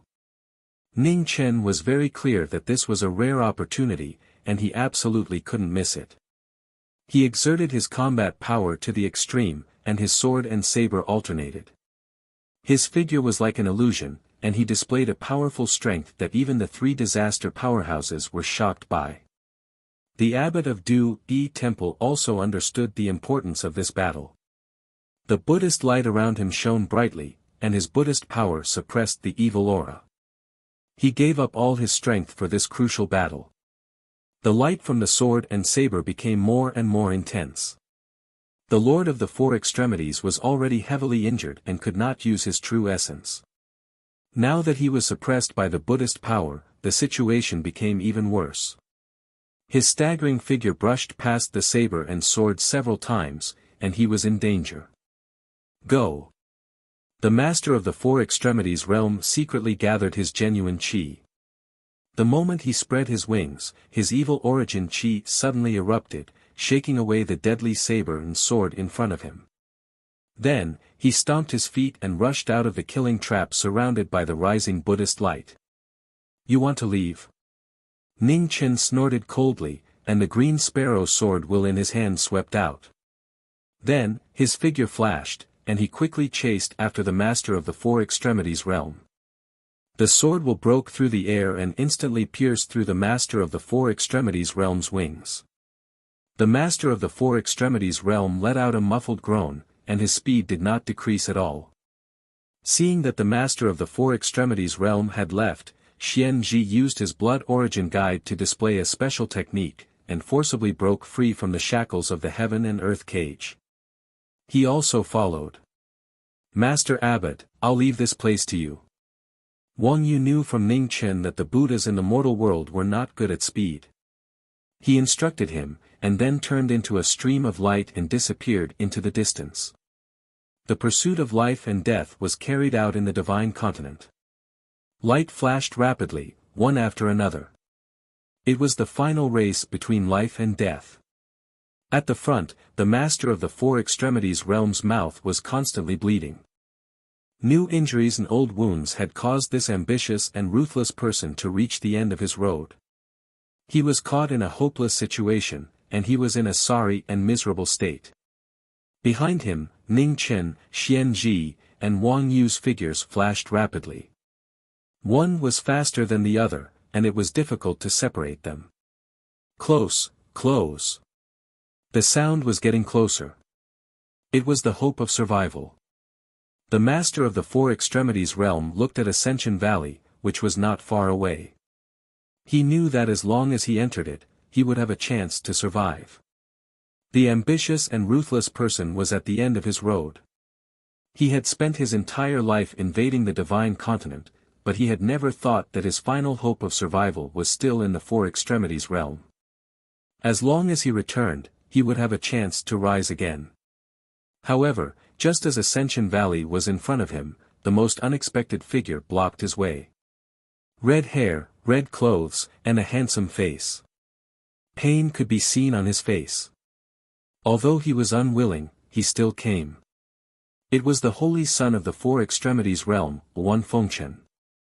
Beside Luan Fengchen, Meng Xuanji held the golden feather legatee and coldly looked at the incoming figure. Her eyes were cold, and her heart was even colder. You! The master of the four extremities realm was stunned. He had never thought that the two in front of him would appear here. He wanted to change direction, but it was already too late. Master, pay with your life for the thousands of innocent soldiers who died tragically. The golden feather legatee in Meng Xuanji's hand shone with killing light. The sharpest weapon in the world once again shone with its sharpness. Luan Fengchen sighed inside. The fan in his hand turned into a saber, and the rainbow saber also charged forward. With a clang, the saber was a divine weapon. The master of the four extremities blocked with his saber, but he was forced back half a step. Blood once more poured out of his mouth. At this moment, Ning Chen also caught up. His sword pierced through the air, stabbing 3 inches below the master's heart. Damn it! The master of the four extremities realm sensed the danger behind him. He turned and slashed out with his saber, but the azure sparrow sword's tip pierced through his body. His right shoulder immediately turned red. Powerful, powerful, powerful. Without the suppression of cultivation base, the sword in front of him was unbelievably powerful. It was the first time the master of the four extremities realm had felt death so close to him. The main body of the white moth in his heart trembled again and again with the beating of his heart. Under Mu Bai's sword, its foundation was injured. Even though it managed to survive with its incomparable life force, its strength had already declined to the lowest point. The master of the four extremities realm was furious and unwilling. He needed time. Even if it was a day, 2 hours, or even 15 minutes, as long as he had enough time, he would definitely be able to kill all these people. Unfortunately, Ning Chen wouldn't have that chance. The cold saber light signaled that death was rapidly approaching. In this battle, he would definitely kill the main culprit who had started the war between the two realms. He was able to block the first saber, but he couldn't block the second or third saber. The rainbow saber pierced through his body, causing blood to spurt out. The master of the four extremities realm sent the person in front of him flying. Luan Fengchen, have you forgotten who gave you everything you have? His only disciple had actually helped his greatest enemy to deal with him. The master of the four extremities realm was disappointed, but at the same time, he was also angry. A dog should know how to repay its master's kindness, but he had taught a vicious wolf that only knew how to repay kindness with enmity. Luan Fengchen's heart ached. However, the rainbow saber in his hand didn't stop. He knew that if he showed mercy at this moment, even more people would die. It was time for this war to end. After being continuously injured, the Master of the Four Extremities Realm's injuries became more and more serious. The three people's attacks were more and more ruthless, completely sealing off any chance of escape. Realm Master. Xianji rushed over. Just as he was about to help, the world around him suddenly froze and the spiritual qi around him disappeared. Wang Yu had arrived in time and sealed off the former's movements, preventing any more variables from appearing in this war. In Ascension Valley, the spatial tunnel was not far away. However, it was now as far away as the horizon. The Master of the Four Extremities Realm's body was covered in blood as he miserably dodged the saber and sword lights. No one knew whether the Yellow Springs Road would open in the next moment. Seeing the Master of the Four Extremities Realm in danger, a light flashed through Xianji's eyes. Black qi surged out of his body and he instantly broke free from his bindings. He entered the battlefield and forcefully resisted the saber and sword, bringing the Master of the Four Extremities Realm away. Ning Chen was the first to react. Glancing at the black qi on his sword, he suppressed his trembling and immediately chased after them. Wan Fengchen, Meng Xuanji, and Wang Yu followed behind. They were also shocked by what had just happened. Spatial turbulence. The Master of the Four Extremities Realm coughed out blood as he said weakly. As long as they could step into the turbulence, they would be able to shake off the pursuit behind them. Xianji nodded solemnly and rushed towards the spatial tunnel of Ascension Valley. However, just as the two were about to step into the spatial tunnel, a heaven-shaking force smashed down. The terrifying divine power shook the world. Xianji and the Master of the Four Extremities Realm couldn't react in time and were sent flying with a bang. In front of the spatial tunnel, a majestic and domineering figure stood. He was tall and mighty and his face was majestic without being angry. It was the current Barbarian Dynasty Master, the Barbarian King. The path ahead was blocked and there was a pursuit behind. Xianji helped the Master of the Four Extremities Realm up and immediately changed direction, escaping towards the southeast. Behind them, the other four caught up. Ning Chen nodded his thanks to the Barbarian King and immediately left. The race between life and death was too fast for the eyes to follow. 5 rays of light sped past, leaving behind afterimages that were difficult to recognize. The Master of the Four Extremities Realm felt desolate. He hadn't thought that at this time, only Xianji would risk his life to save him. If a Xiantian wanted to escape, chasing was always difficult. Ning Chen and the others chased them to an abandoned village, but Xianji and the Master of the Four Extremities Realm had already disappeared. They should be nearby. Let's split up and look for them, said Ning Chen to the three beside him. Then, he walked towards the village. Wan Fengchen, Meng Xuanji, and Wang Yu nodded and split up. They spread out their spiritual senses and carefully searched every corner of the village. Within a broken house in the village, Xianji used a special technique to temporarily conceal their auras. He helped the Master of the Four Extremities Realm to a broken chair for a short rest. Realm Master, please rest for a while, said Xianji. Xianji, I will remember today's kindness. Once I've suppressed my injuries, I'll bring you out of here. When I conquer the Divine Prefecture, you will be a holy venerate, second only to me, promised the Lord of the Four Extremes. Thank you for your kindness, Realm Master, said Xianji respectfully. The Master of the Four Extremities Realm didn't say anything else. He closed his eyes and white light rose around him. He focused all his energy to suppress his injuries. Ugh! No one had expected that at this moment, a merciless hand would suddenly pierce through the Master of the Four Extremities Realm's chest. Blood spurted out, dying the last of his trust. Chapter 332. The hand that pierced through Xianji's chest was dripping with blood. The white cocoon was shaken out, and the blood that flowed out dyed Xianji's arm red. You! The Lord of the Four Extreme Region suddenly opened his eyes. His eyes were filled with shock and anger as he looked at the last person he trusted in his life. Surprised? Xianzhi coldly sneered. He pulled back his hand and pulled out the white cocoon.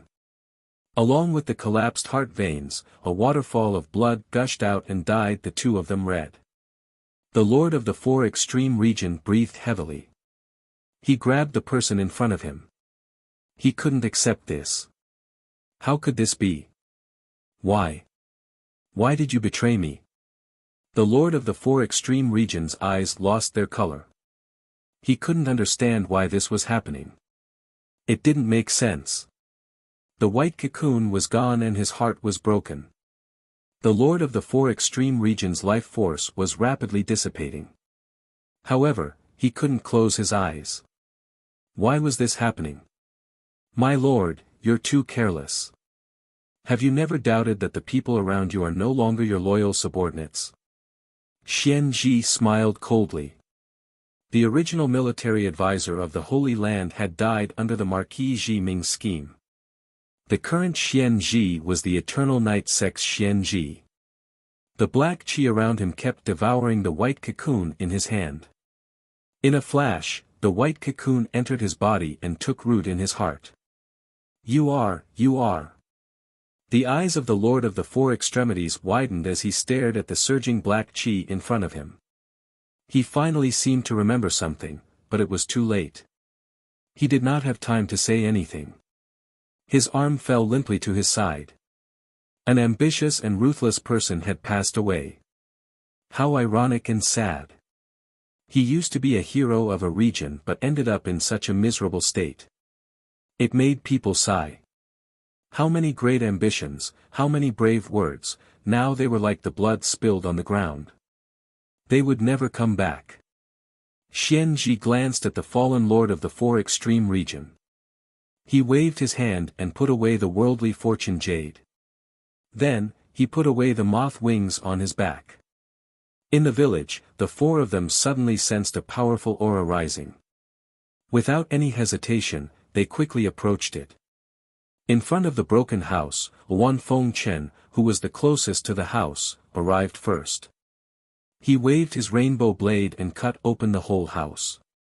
A blue shadow dashed out, surrounded by black qi, and quickly left. Just as chaotic wind dust was about to stop him, he saw a bloodied realm master of the Four Extreme Realms sitting on a chair with his eyes wide open. The hole in his chest was extremely glaring. Moss. Master. Although Wan Fengchen was prepared, seeing her master die with her own eyes, Wan Fengchen's heart violently shrank, and tears began to fall uncontrollably. At this time, Ning Chen, Meng Xuanji, and Daylily also rushed over. When they saw the scene in front of them, they were shocked. Xianzhi. Ning Chen reacted immediately. His figure flashed and chased after the aura. Without a doubt, the Lord of the Four Extreme Realms was killed by Xianzhi's sneak attack. Even the white cocoon under his heart was taken away. This white cocoon was a huge disaster and had to be destroyed. Furthermore, there was something wrong with Xianzhi. There was something wrong with the black gas. In front of the broken house, Daylily looked at the miserable state of the Lord of the Four Extreme Realms. She lightly shook her head and chased after him. No matter how many grudges she had when she was alive, they had all disappeared after death. Meng Xuanji looked at Wan Fengchen and sighed. She didn't say anything and also chased after her. Master, let's go home. Wan Fengchen went up and picked up the body of the Lord of the Four Extreme Realms, silently heading north. Within the Grand Xia, Ning Chen chased after Xianzhi for thousands of miles. The two of them, one in front and one behind, couldn't pull away from each other. Jiming Marquis, the Lord of the Four Extreme Realms is already dead. Are you still not willing to give up? Shouted Xianzhi. He's dead, but you're not. I can't eat or sleep well, said Ning Chen indifferently as he chased. What do I have to do for you to let me go? Asked Xianzhi. Let's stop and talk about the matter of the Four Extreme Realms retreating. I can give up your life, said Ning Chen calmly. Xian Ji sneered, Jiming Marquis, do you think I'll believe your nonsense? Once I stop, do you think I'll still be alive? Ha, do I really have no credibility? Or do you have no confidence in yourself? Said Ning Chen indifferently. Xian Ji can't deny Marquis credibility. However, when it comes to life, I have to be careful, said Xian Ji. The two of them were moving faster and faster. After chasing for nearly 2 hours, Ning Chen looked at the figure in front of him. There was only one place he could go in this direction. The Eternal Night God sect. However, before that, he had to pass through the Grand Xia's western line of defense. With a flip of his hand, snowflakes drifted down. Under the gradually darkening sky, a bright silver light soared into the sky. Within the Blackwater Army's camp, Marquis Triumphant Return narrowed his eyes at the rising aura in the southeast. It was Jiming Marquis. At the same time, Marquis Taiping, Marquis Jiyu, and Marquis Clear River also saw the silver light soar into the sky. The Eternal Night sect was not far away. Just as Xian Ji let out a sigh of relief, a majestic figure blocked his path. It was the Grand Xia's war god, Marquis Triumphant Return. Xian Ji's pupils constricted, and he hurriedly changed directions, but it was already too late.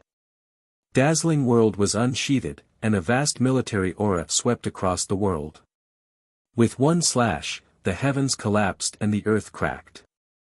With his life threatened, Xian Ji no longer cared about hiding. Black qi surged out of his body, and he spread out his wings. True Yuan condensed, and he used all his strength to block the war god's attack. With a bang, blood splattered, dyeing his blue robes red. Xian Ji retreated dozens of feet, vomiting a mouthful of blood. He was unable to block Triumphant Return's divine aura. The green sparrow sword light followed, not leaving any room for escape. Xian Ji leaned to the side, barely avoiding a vital point. However, the green sparrow brushed past his shoulder, and a waterfall of blood splattered. Seeing that his life was at stake, the fortune jade in Xian Ji's hand shot into the sky. Rays of dazzling four-colored light rose up like dragons in the sky. Its powerful aura shook the heavens and the earth. Heaven and earth appear with the four extremes, the flames of creation rise. Water, fire, wind, and lightning, the source of the four extremes appeared. The god weapon formed, turning into a sharp sword that blocked the green sparrow's killing light. Ning Chen's pupils constricted, and the remembrance blade in his left hand slashed down. The cold light was like lightning, and in the blink of an eye, it was right in front of Xian Ji's throat. Xian Ji quickly retreated, and his hair fell down. He barely avoided this calamity. The two marquises worked together to kill the remaining evildoers without any gaps. At this moment, Wang Yu and Meng Xuanji rushed over. Looking at the three of them fighting, although they did not attack, they carefully stood at the sides to cut off their paths of retreat. Hall Master, save me. Facing the cold light of the blade and sword, Xian Ji was both shocked and terrified. He anxiously shouted. The moment he said that, dark clouds covered the sky. Lightning flashed, and lightning struck down from the sky, landing on the battlefield. Ning Chen and Marquis Triumphant Return's expressions sank. They raised their blades and broke through the lightning. Martial Marquises, I trust you've been well since we last met. A light purple figure appeared in the sky, and then two powerful figures slowly walked over. One was valiant, while the other was cold. Their suppressive auras spread out, shocking everyone. The Eternal Night God sect's three Hall Masters appeared at the same time. The pressure they brought with them was unprecedentedly terrifying. Meng Xuanji and Wang Yu's expressions changed. This was going to be troublesome. 4 against 4, the situation was instantly broken. Xian Ji took advantage of the gap created by the lightning to retreat 30 meters, temporarily breaking free of the blade and sword blockade. Marquis Triumphant Return, Marquis Wisdom Enlightenment, and the two guests who have reached the four extremes, "Do you want to fight today?" asked the Eternal Night God Sect Master calmly. To fight or not to fight was the most difficult choice for Ning Chen and Marquis Triumphant Return. Logically speaking, their chances of victory were not high. However, if they retreated now, they would be letting a tiger back into the mountain. Once Xianji completely merged with the white cocoon, he would become a new enemy. The Eternal Night God Sect was already too powerful. If they added Xianji, the situation would become even more difficult. Senior Marquis Triumphant Return, "How long can you last?" asked Ning Chen. 15 minutes, said Marquis Triumphant Return. Then let's go all out, said Ning Chen resolutely. All right, said Marquis Triumphant Return firmly. Eternal Night God Sect Master, please advise me. As soon as he finished speaking, he brandished his saber, and a vast military might sword. Victorious Return stepped forward, and in the blink of an eye, his saber fell with the force of 1,000 caddies. An extraordinary martial artist, worthy of respect. The Eternal Night God Sect Master clenched his right hand and the sky desolate halberd appeared in his hand. With a boom, dust and sand shook around the two of them. Ning Chen knew that time was of the essence. He circulated his body to the limit and instantly appeared in front of Xianji. His sword pressed forward, and the blade light seized the soul. Xianji raised his weapon to block the attack. The two swords collided, and in that moment of deadlock, the blade light once again slashed through the air of death. The white cocoon was injured and hadn't completely merged with the cocoon, so Xianji couldn't display its power. Just as he spread his wings, half of them were cut off by the blade light. Seeing that Xianji was in imminent danger, Zong Qianxiu immediately used his special technique to help. However, the spiritual qi around him suddenly disappeared, turning into a barren cage. On the other side, Meng Xuanji looked at the silent white-haired devil cultivator. Her pupils constricted as she waited.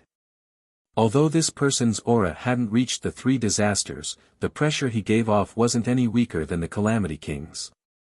Xia Zi stood there silently, his dark eyes watching the three battles.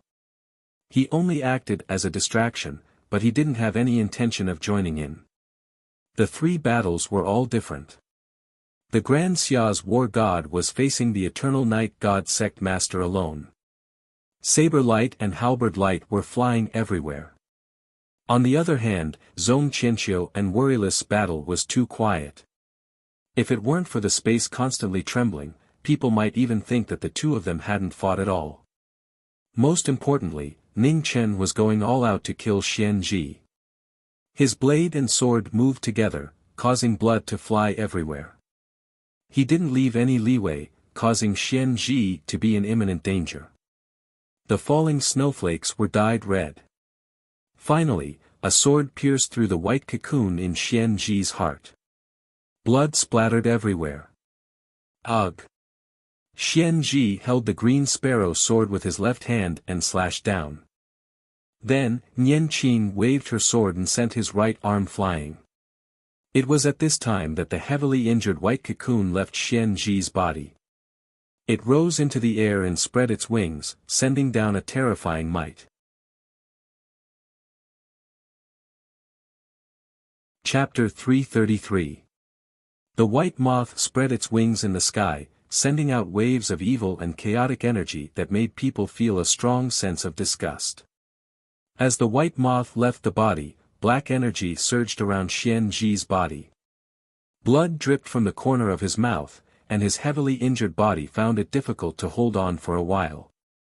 Ning Chen stomped his foot and drew his sword. He quickly rose into the air and unleashed a green sparrow frost sword. The white moth screeched, filled with fear and anger. The ear-piercing sound was extremely sharp, like a blade scraping against iron. With a slash, the green sparrow sword sliced open the white moth's body. White blood sprayed all over the sky as evil energy flowed out wildly. The white moth was terrified. It screeched once more, and its body rapidly disintegrated. A white mist swarmed out and scattered in all directions.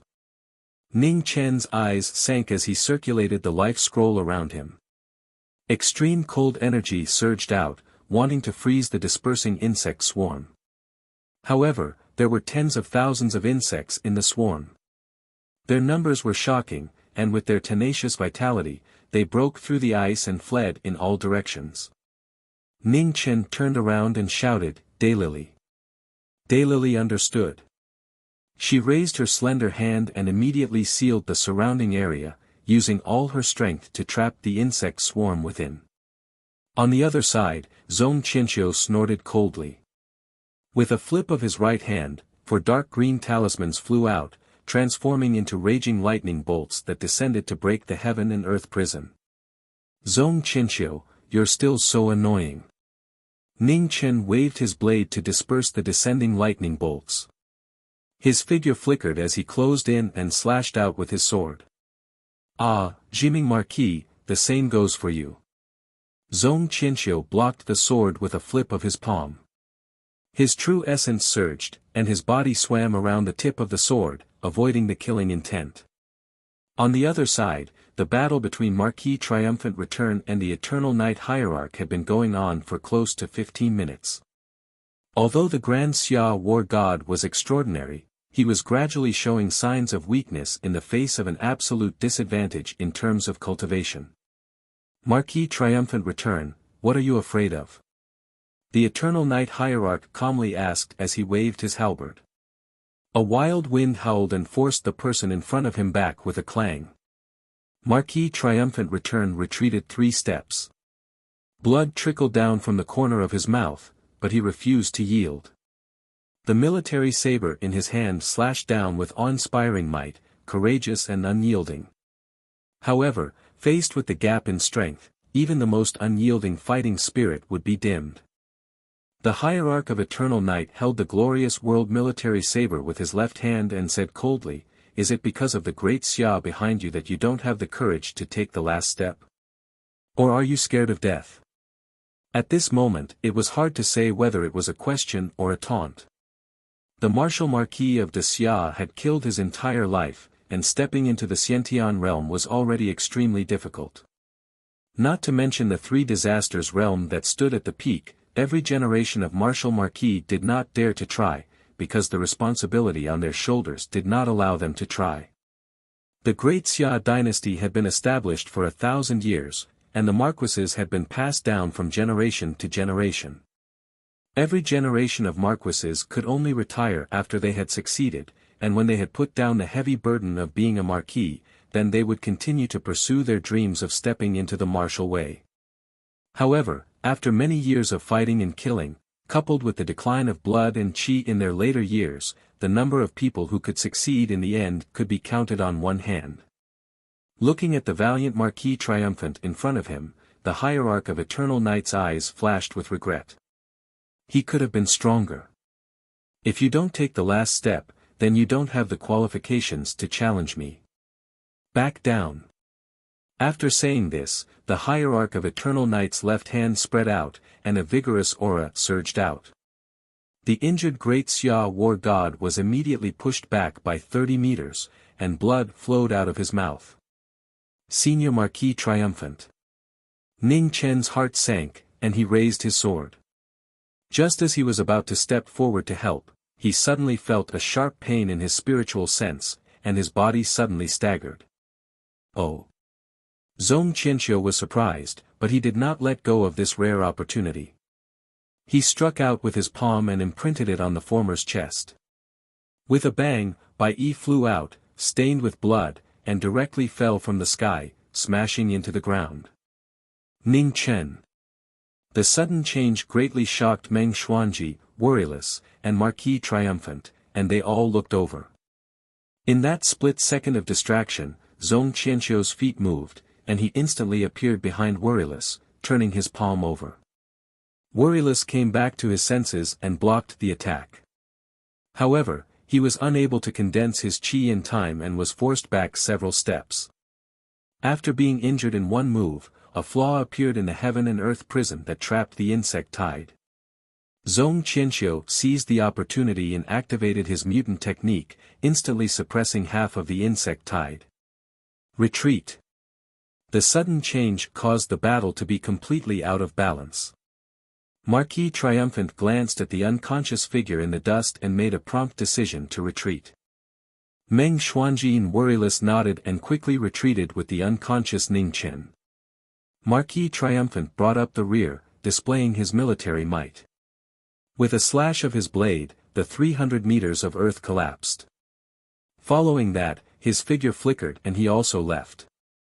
The hierarch of eternal night took a step forward, waving his halberd to block the blade light. Looking at the four people leaving, he frowned, but he did not chase after them. Hierarch, Zhong Qianxiu said. Let's go back. The hierarch of eternal night said calmly. The four of them were not ordinary people. Although he did not know why Jiming Marquis had suddenly fainted, with Marquis triumphant and those two women present, even if he went all out, it would not be easy to keep them all here. Not far away, Xia Zi directly turned and left without saying a word. Zhong Qianxiu snorted coldly, waving his hand to bring away half of the insect tide and the heavily injured Xian Ji. He also left. Half a day later, Ning Chen was brought back to the Jiming Marquis manor in the imperial city. However, ever since he had fainted, he had not woken up. His constantly trembling eyebrows showed that he was enduring unimaginable pain. Ning Shi immediately called Imperial Prince Yan over. However, this time, he was unable to find the reason for Ning Chen's fainting. Go to the academy and find your teacher, said Imperial Prince Yan gravely. Ning Shi hastily complied. Without any delay, she brought her brother to the Heavenly Sky Academy. Not long after the two of them left, a white-robed youth with a broken sword on his back appeared in the imperial city. He directly walked toward the Marquis manor. When the old steward heard that someone had come to visit, he went out to check. When he saw that person's extraordinary temperament, he immediately realized that this person's identity was not simple. I'm Jian Yi from Baron City. My master has ordered the Jiming Marquis to go to Baron City, Jian Yi said calmly. Hearing the identity of the young man in front of him, the old steward was shocked. Although he did not practice martial arts, he still knew about Baron City. However, the Marquis was seriously injured and unconscious. He had just been taken away and was not in the manor. Furthermore, Princess She had ordered that this matter must be kept strictly confidential. Mr. Jian Yi, please wait a moment. I'll go in and report, the old steward said respectfully and immediately walked quickly to the backyard. In the backyard, the old steward walked over and looked at a woman in the courtyard. He said, Miss Shi, a young man called Jian Yi has come to visit. He claims to be a disciple of Baron City. He said that his master has ordered the Marquis to go to Baron City. Hearing this, Lu Ruoxi's beautiful face flashed with surprise.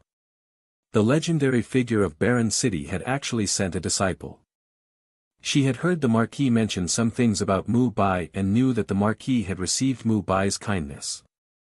Now that the Marquis had sent a disciple from Baron City to visit, he must not neglect. At this moment, a gentle voice came from the room. This Jian Yi is not simple. It's best not to provoke him. Okay. Lu Ruoxi nodded and immediately walked out of the backyard. Jian Yi was invited into the front hall. Lu Ruoxi served him the best tea and treated him with the best gift. Mr. Jian Yi, the Marquis has something to do and is not in the mansion. When the Marquis comes back, Ruoxi will definitely pass on your message, Lu Ruoxi said sincerely. Jian Yi frowned slightly. How could it be so unlucky? Or did the Marquis deliberately avoid meeting him? He spread out his spiritual sense and scanned the entire mansion. Sure enough, he did not find anything. However, he vaguely felt that something was wrong. In that case, I'll take my leave first. Jian Yi got up and walked away without the slightest hesitation. Before leaving the mansion, he glanced at the backyard. His intuition told him that there must be something wrong there. Lu Ruoxi watched him leave and secretly breathed a sigh of relief. She turned and walked to the backyard. In a guest room in the backyard, Wang Yu also looked in the direction Jianyi left. His eyes narrowed slightly. What a terrifying sword perception. At the same time, in the Lingbo pool of Qiansang Academy, a white figure was floating in the pool. His face was full of pain. The master stood in front of the pool with a dignified face. The situation was not good. The invasion of a foreign sense could not be helped by external forces. No one knew if he could wake up or if he could maintain his original consciousness after waking up. Master, you have to save him. Ningxi begged with tears in her eyes. The master sighed softly and said, after today, take him back. This time, he can only rely on himself. No one else can help. Ningxi's eyes flashed with sadness. How could this be?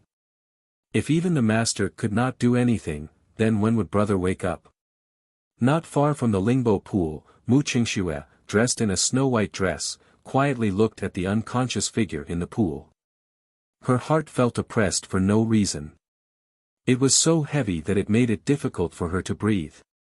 After dawn, Ningxi once again left with her brother. Her delicate little face was full of hesitation and sadness. She did not know what to do. In the Marquis estate, the atmosphere was the same as usual. The news of the Marquis being seriously injured and unconscious had been suppressed. Only the old steward and a few people in the back courtyard knew. In the back courtyard, the atmosphere was extremely heavy. Even the usually carefree Ningxi could no longer smile.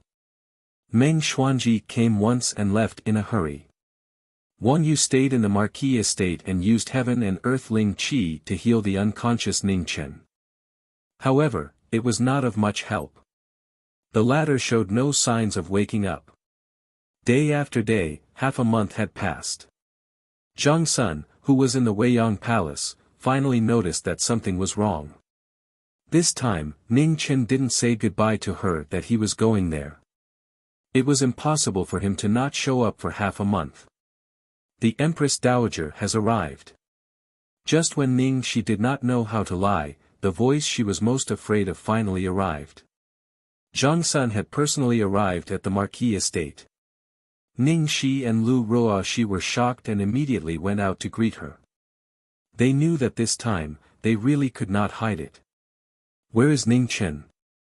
Zhang Suan's expression was not good. He walked directly to the back courtyard and asked in a deep voice. Qi Ning gave them a look, telling them to tell the truth. She indicated that they could not hide it anymore. She had tried her best to delay it, but she really could not.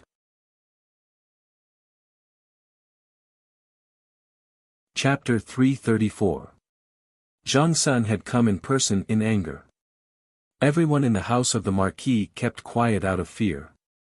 In the backyard, the two girls knelt down and didn't dare to breathe loudly. In the past, when he killed Lu Lanjun, his hands were stained with blood. He had seen countless life and death situations, and his heart was incomparably firm. However, when facing the angry Zhang Sun, he was still filled with fear, not even daring to raise his head. Are you all mute? Where is Ning Chen? Zhang Sun shouted, unable to restrain his anger. In the room. Ning Xi's voice trembled. Zhang Sun snorted angrily and strode past the two. Qi Ning carefully accompanied him at the side. Looking at the two kneeling people, she sighed softly. The worst situation still happened. They couldn't hide it anymore, they couldn't hide it anymore. The two women felt bitter in their hearts. They didn't expect that in the end, the Empress would still come. With a loud bang, the door was pushed open. Zhang Sun entered, and what he saw was a heart-wrenching scene. The figure on the bed had a pained expression on his face. His body trembled from time to time. Although he was unconscious, he was still experiencing the most unbearable pain. Zhang Sun staggered, but Qi Ning hurriedly supported her. Zhang Suan's heart ached so much that it was difficult for him to breathe. He strode forward and raised his hand to touch the former's pained face. His chest felt unusually heavy. Was it pain? Or was it something else? At this moment, he could no longer tell. Nyang Nyang. Seeing the tears in the corners of her eldest grandson's eyes, Qing Ning's heart ached, her heart ached, and she was even more worried. She had lost sons and daughters in succession. Her Highness could no longer endure such a blow.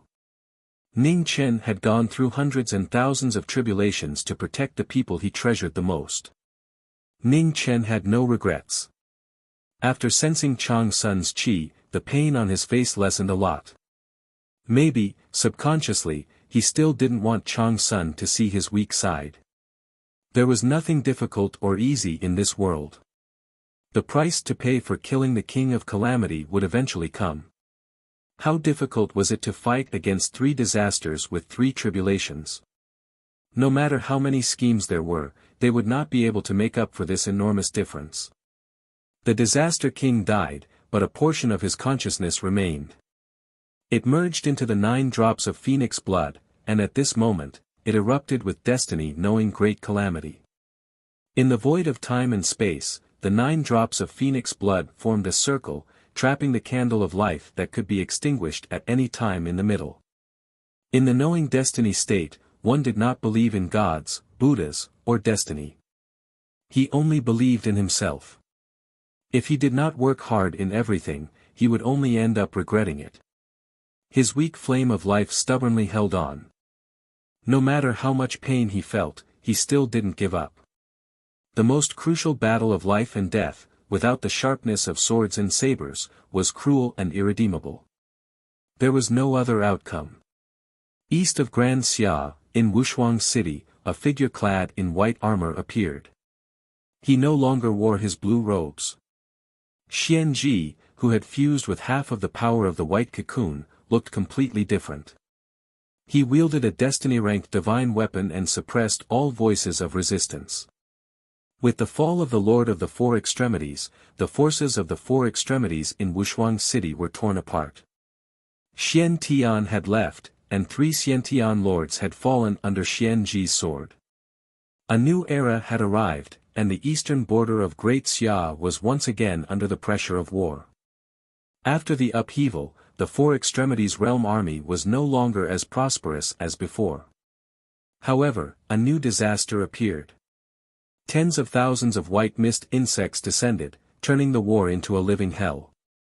Facing the sudden white mist of death, the Great Xia army found it hard to defend against and suffered heavy casualties.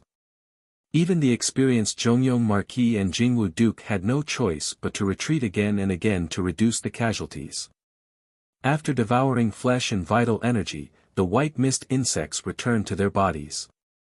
The strength of the white moths grew stronger, and Xian Ji, as the host, became more and more powerful.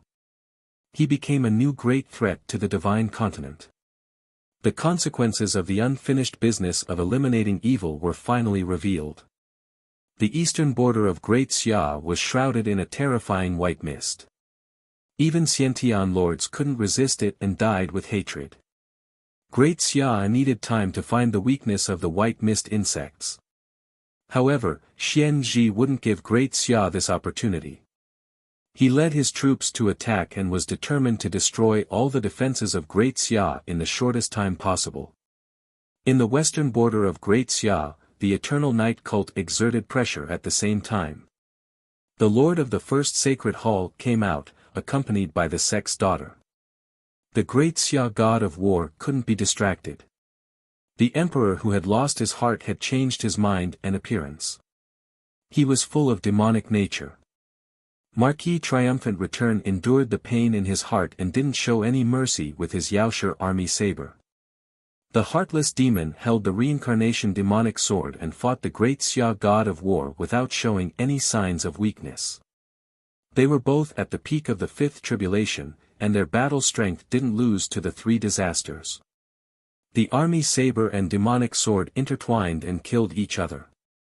Luo Fei stood in the distance and watched this battle quietly. She didn't intervene in this battle between the Emperor of Great Xia and the Marquis. At the same time, in the imperial city of Great Xia, an extraordinary figure walked over. His red and black battle clothes fluttered in the wind. It was the Eternal Night Cult Master. He didn't bring a single soldier or general. The moment he appeared, the atmosphere of the imperial city of Great Xia became heavy. Powerful, so powerful that it was clear. He was even more terrifying than the master of the four extreme realms who had descended with his complete body.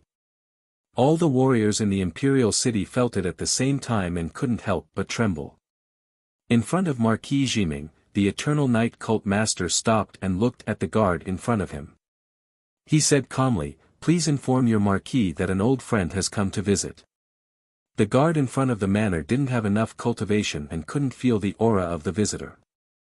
However, an inexplicable fear still rose in his heart and his body trembled non-stop. In a guest room in the backyard, Worryless sighed softly and walked out of the room. She knew that the Eternal Night Cult Master was here to capture her. She didn't expect that after avoiding the demonic monarch's pursuit, she still couldn't avoid this disaster. Lady Worryless. Seeing the former walk out, Ningxi suppressed the fear in her heart and hurriedly stopped her. Worryless smiled gently and raised her hand to stop Ningxi. She said softly, "Thank you for taking care of me these days. If he wakes up, please thank him for me." Ningxi wanted to stop her, but she couldn't even say a word. She could only watch as Worryless left and disappeared before her eyes. In front of the Marquis Manor, Worryless walked out and looked at the figure in front of her. She said calmly, "Eternal Night Cult Master, I will leave with you. Please don't implicate others." Seeing that the person who walked out was Worryless and not Marquis Jiming, the Eternal Night Cult Master's eyes flashed. He asked, "Marquis Jiming hasn't woken up yet?" Worryless knew that hiding anything from him was useless. She shook her head and said, "No. What a pity. Let's go." The Eternal Night Cult Master sighed regretfully. Worryless turned around and looked at the Marquis Manor one last time. Just as she was about to leave, a green-robed figure slowly walked over. Looking at the two of them, he said, "Eternal Night Cult Master, you've overstepped your boundaries." "Prince Yen." The Eternal Night Cult Master frowned slightly and stopped. He replied, "This woman isn't from Grand Xia. Is she worth you stopping? If the people in the manor were taken away by you while he was unconscious, Xia Yen wouldn't be worthy of being called senior," Prince Yen said calmly. The Eternal Night Cult Master glanced at the woman beside him and said, "Step back." Hearing this, Worryless silently retreated to the side. She couldn't interfere in a battle of this level. The sword rack fell to the ground and the halberd flew out and landed in Prince Yan's hand. The sword hummed and he said calmly, "Please." "Please," the Eternal Night Cult Master said seriously. With this word, the legend of Grand Xia, the Eternal Night Cult Master, finally faced the enemy head-on. His sword moved and the wind moved. With a clang, the sword and the palm collided. Although the aura was restrained, it was still powerful and shocking. The halberd was as heavy as a mountain and could break mountains. The Eternal Night Cult Master wasn't afraid at all. He faced the palm head-on and wasn't at a disadvantage. The battle between the strongest was unusually fierce. The aftershocks were restrained by their aura within 10 feet. Outside 10 feet, no one was hurt at all. But within 10 feet, it was like hell. The strong were always proud. The Eternal Night Cult Master was a true martial artist. He didn't want to hurt the common people. He and Prince Yen restrained all the aftershocks of the battle. In the distance, Jian Yi, who had chosen to enter the world, appeared. Seeing this unparalleled battle between the strong, his eyes flashed with surprise. It seemed that Marquis Jiming really wasn't in the Marquis Manor. Or something had happened to him. Otherwise, with his personality, he wouldn't have not appeared at this time. Within 10 feet of the forbidden area, the sky collapsed and the earth fell. The two people who stood at the top of the divine land met with martial arts. Sword and palm, they didn't show any mercy. Killing light flashed and the earth kept collapsing. The sword was heavy, and the palm was strong. The space couldn't bear the power of the sky. It distorted and collapsed. While the two were fighting, a figure in a purple coat walked out from the distant sky. He was surrounded by black mist and all of his aura was concealed. He activated his special technique. The sky above the imperial city of Grand Xia suddenly filled with black mist. Huge formation runes appeared one after another. The next moment, a black radiance fell from the center of the formation and enveloped Wuxia without warning.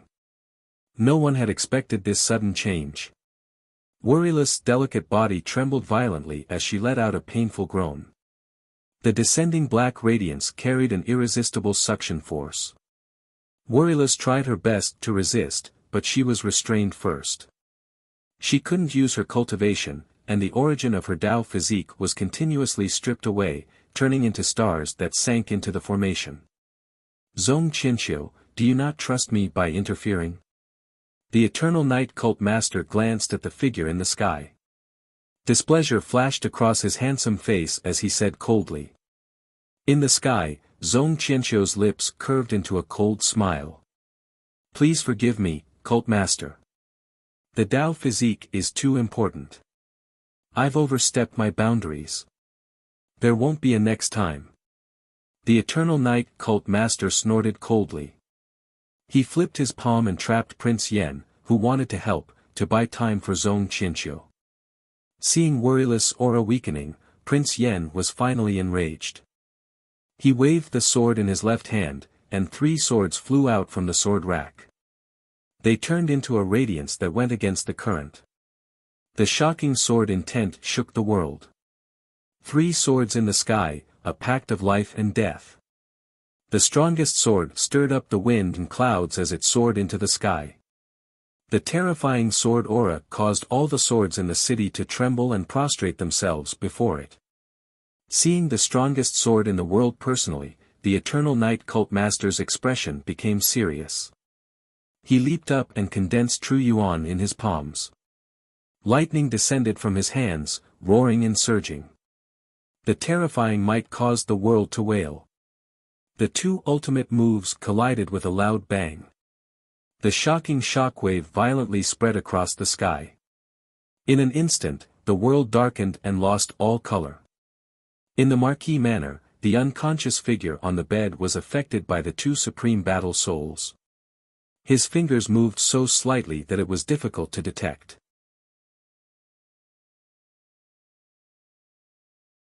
Chapter 335. The hierarch stopped the legend of legend, and the black light locked the Taoist body. Specks of light drifted away from the Wuxia and disappeared into the big array in the sky. The Daylily's body began to stagger. In the end, it could no longer resist the evil formation's suction and began to rise into the sky. Was it despair or regret? It was hard to tell. Perhaps there would never be a chance to see the light again. Within the black light, the figure that was rising into the sky carried a final reluctance. The blurry scenery in front of her would be the last thing she would see in her life. Why was she so reluctant? The Daylily didn't know. Perhaps the life of a Tao body was supposed to be so short. Daylily, where are you going? At this moment, a familiar voice rang out. White robes fluttered in the air as a hand grabbed the daylily and brought it out of the black light. The azure sparrow let out a cry and flew out of the Marquis manor, entering the hand of the white-robed figure. In an instant, the cry of the azure sparrow shook the heavens and illuminated the world. Ningxi, take good care of the daylily. Ning Chen sent the daylily out with a wave of his hand. His figure flashed into the sky and slashed out with his sword. The dazzling sword light carved out a 300-meter gorge in the 9 heavens. The great formation covering the imperial city collapsed and vanished. Zong Qianxiu, you bullied my people while I was unconscious. Are you prepared to pay the price? Ning Chen looked at the person in front of him, his eyes filled with killing intent. He took a step forward and his sword disappeared. Zong Qianxiu was startled. Before he could see the sword clearly, it had already pierced through his body and blood sprayed out. The Eternal Night Hierarch's pupils constricted. He flipped his palm to block Zhong Qianqiu's power and used the momentum to leap into the sky. He brought Zhong Qianqiu's body with him and retreated 30 meters. Blood sprayed out like rain. The backlash from the formation breaking made it difficult for Zhong Qianqiu to react for a moment. That life-reaping sword had injured his vitals. The Eternal Night Hierarch flipped his palm and sealed the former's last bit of life. At this moment, the sword light arrived once more, vowing to take Zhong Qianqiu's life. The enlightened Marquis has already received his punishment. "Let's stop here today," said the Eternal Night Hierarch as he pushed aside the Azure Sparrow sword. "Since Sect Master has spoken, I will naturally obey.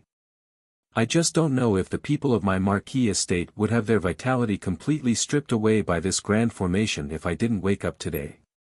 Although his words were obedient, the sword in his hand was fierce. Ning Chen could not hide the murderous intent in his eyes. He had been so close. There were too many things he regretted in his life. He would not allow such a regret to happen again. The Eternal Night Hierarch frowned slightly as his figure drifted among the blades.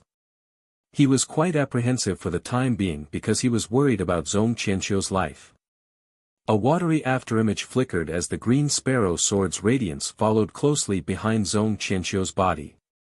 The Eternal Night Hierarch blocked the attack, but the momentum of the sword immediately changed and locked onto Zhong Qianqiu's vitals. The swift and fierce moves were merciless and ruthless. Coupled with the aqua shadow body, it was impossible to guard against. The Eternal Night Hierophant's frown deepened. Among the martial marquises of the Grand Xiao, the victorious return was the most powerful, but the most difficult to deal with was undoubtedly the Jiming Marquis. He used every trick in the book, including his schemes, his martial prowess, and his schemes. "Your martial spirit is extraordinary, Marquis Jiming, you shouldn't have fallen so low."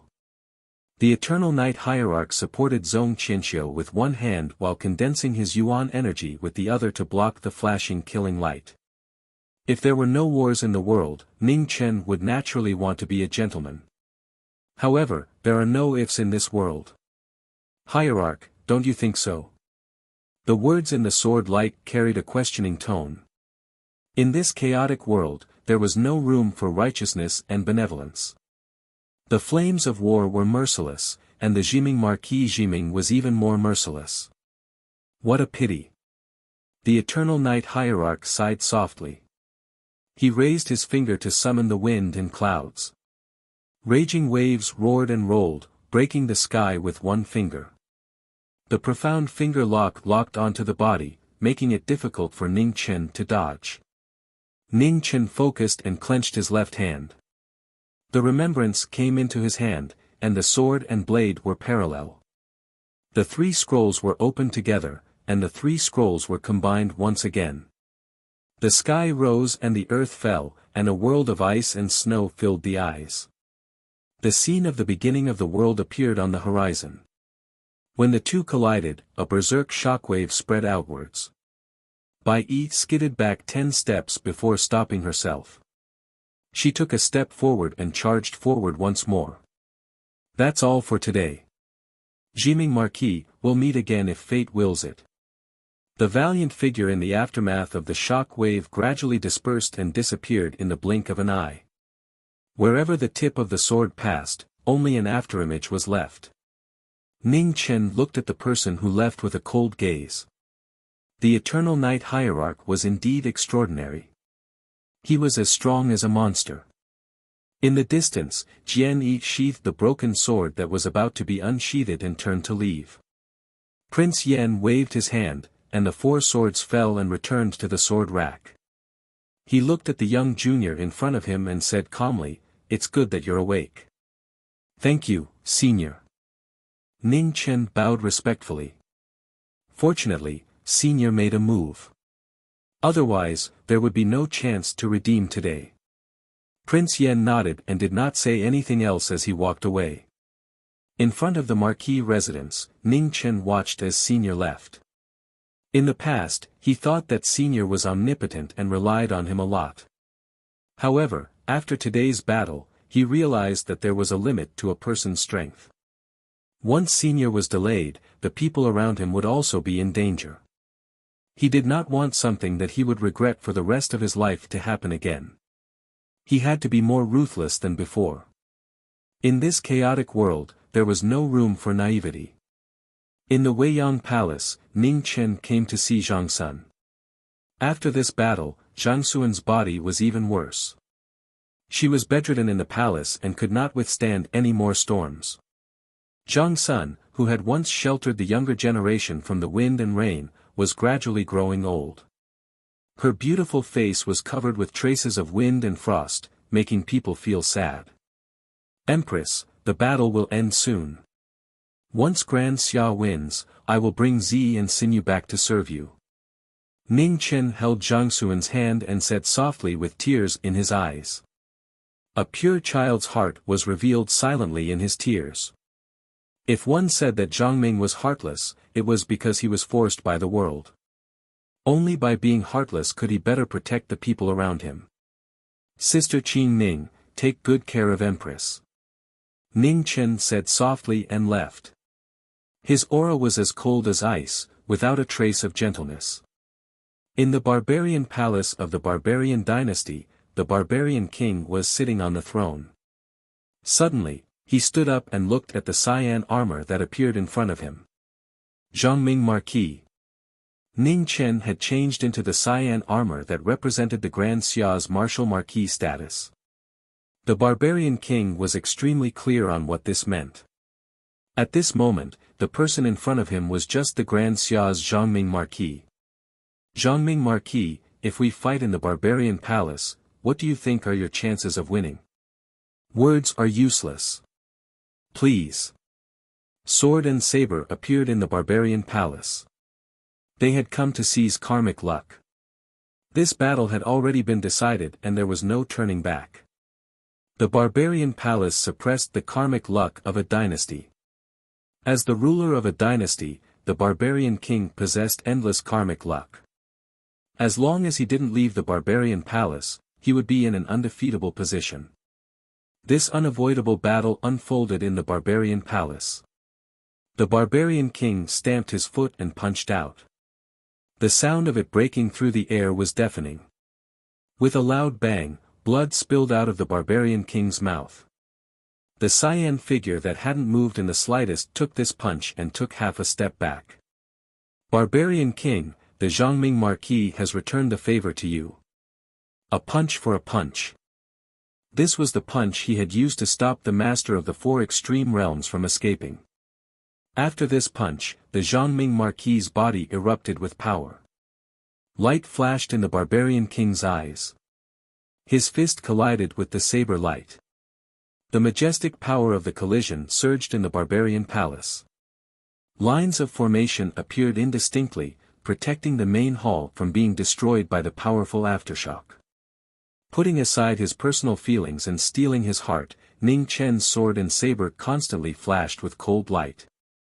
Each move was faster and heavier than the last. The barbarian king's eyes were grave. He used his divine power to block the saber light. The rumbling of battle constantly resounded in the hall, causing the wind and clouds to rapidly change. In the princess's courtyard, Hongzhu anxiously walked in. She pushed open the door and said, "Princess, it's not good. The king and the Zhongming Marquis are fighting." A man was stunned. She didn't say a single word before she picked up the Sword of Origin on the table and immediately walked towards the main hall. Within the main hall, the sounds of battle became increasingly intense. Layers of runes rose up, suppressing the fluctuations. If one didn't see it with their own eyes, no one would know that an earth-shaking battle was taking place here. The clash between the divine power of the corporeal body and the sharpness of the sword and saber caused the sky to darken. The figures that kept crossing each other left streaks of light in the barbarian palace, shocking the generals outside the palace. So it turned out that their king was actually so powerful. So it turned out that the Marquis of Grand Xia was actually so extraordinary. The outstanding war spirits in the hall were so dazzling. The battle between the king and the Marquis shook the world. There was no conspiracy or calculation, only a battle of strength. This was the highest respect that the Marquis could give to his opponent. The saber was strong, the fist was stronger, the fist was faster, the fist was faster, the sword was faster. Both of them had their own persistence and neither of them was willing to give in. When there was nothing to talk about, they could only settle it with force.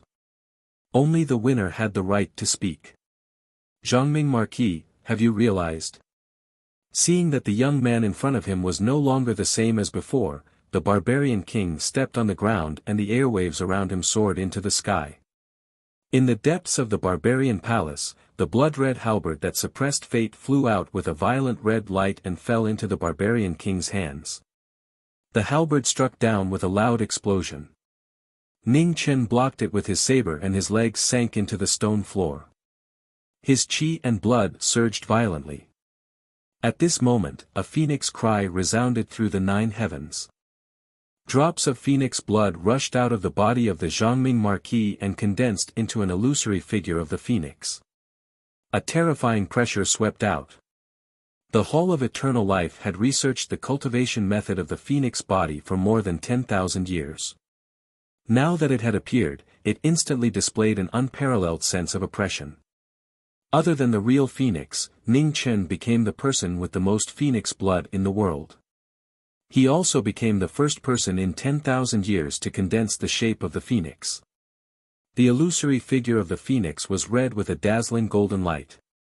In the next moment, the figure of the phoenix disappeared into the body of the Zhongming Marquis. In the bloody mist, a powerful pressure that was not inferior to that of the barbarian king surged. The tilted balance was instantly leveled again.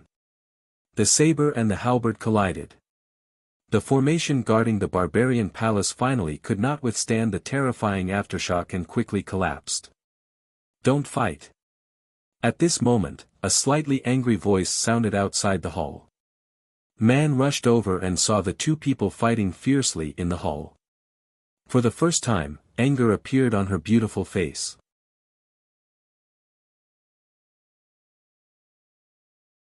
Chapter 336. When Wild appeared, the two of them didn't stop fighting. They simultaneously used a move to seal the palace's entrance, preventing anyone from entering. Within the palace, the battle continued. The result of this battle was related to the future of the two dynasties. Neither of them dared to be careless. Ning Chen's body was surrounded by a bloody mist. The phoenix was of the fire attribute, while his body was of the ice attribute. They were incompatible. Forcibly fusing the power of the phoenix form naturally caused him to suffer unbearable pain. No one could take all the benefits in the world. If you wanted to reap the benefits, you had to bear the weight. The Long Life Hall's phoenix body cultivation technique allowed one to fuse their phoenix blood back together, gradually reverting to their ancestral phoenix form. But behind this powerful strength came an even more powerful repulsive force. It was impossible for the ice attribute to fuse with the fire attribute. Normally, one could rely on the life scroll to suppress the repulsive force of the phoenix blood.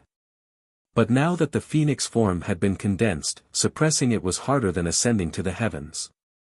The barbarian king also saw that Ning Chen wouldn't be able to maintain his strength for long. Scarlet karmic luck revolved around his halberd. Ning Chen swung his sword to break the halberd. Their weapons clashed, causing shockwaves to spread. Scarlet blood dyed the palace red, making it seem as if a blood calamity had descended. Ha! Their auras filled the palace, suppressing the shockwaves. This was a fair battle. It wasn't to start a feud, but to protect their own perseverance. Heaven scroll, pardon the heavens. Blue light sword, and the heaven-pardoning saber slashed down with a loud bang. A huge ravine was instantly cut open in space. Dragon subduing heaven-shaking tower. The barbarian king's left arm swung, his divine force increasing. Scarlet karmic luck shook. The two attacks collided, and the shockwaves caused both of them to retreat. At this moment, the blue sparrow entered the ground, and the earth scroll appeared once more. Earth scroll, earth destruction, mountain destruction. The endless swords that soared into the sky were like a reverse rain of swords, sealing off all paths of retreat. There was no way to dodge. The barbarian king's eyes narrowed. His halberd soared into the sky, and after 10 meters, it fell from the sky.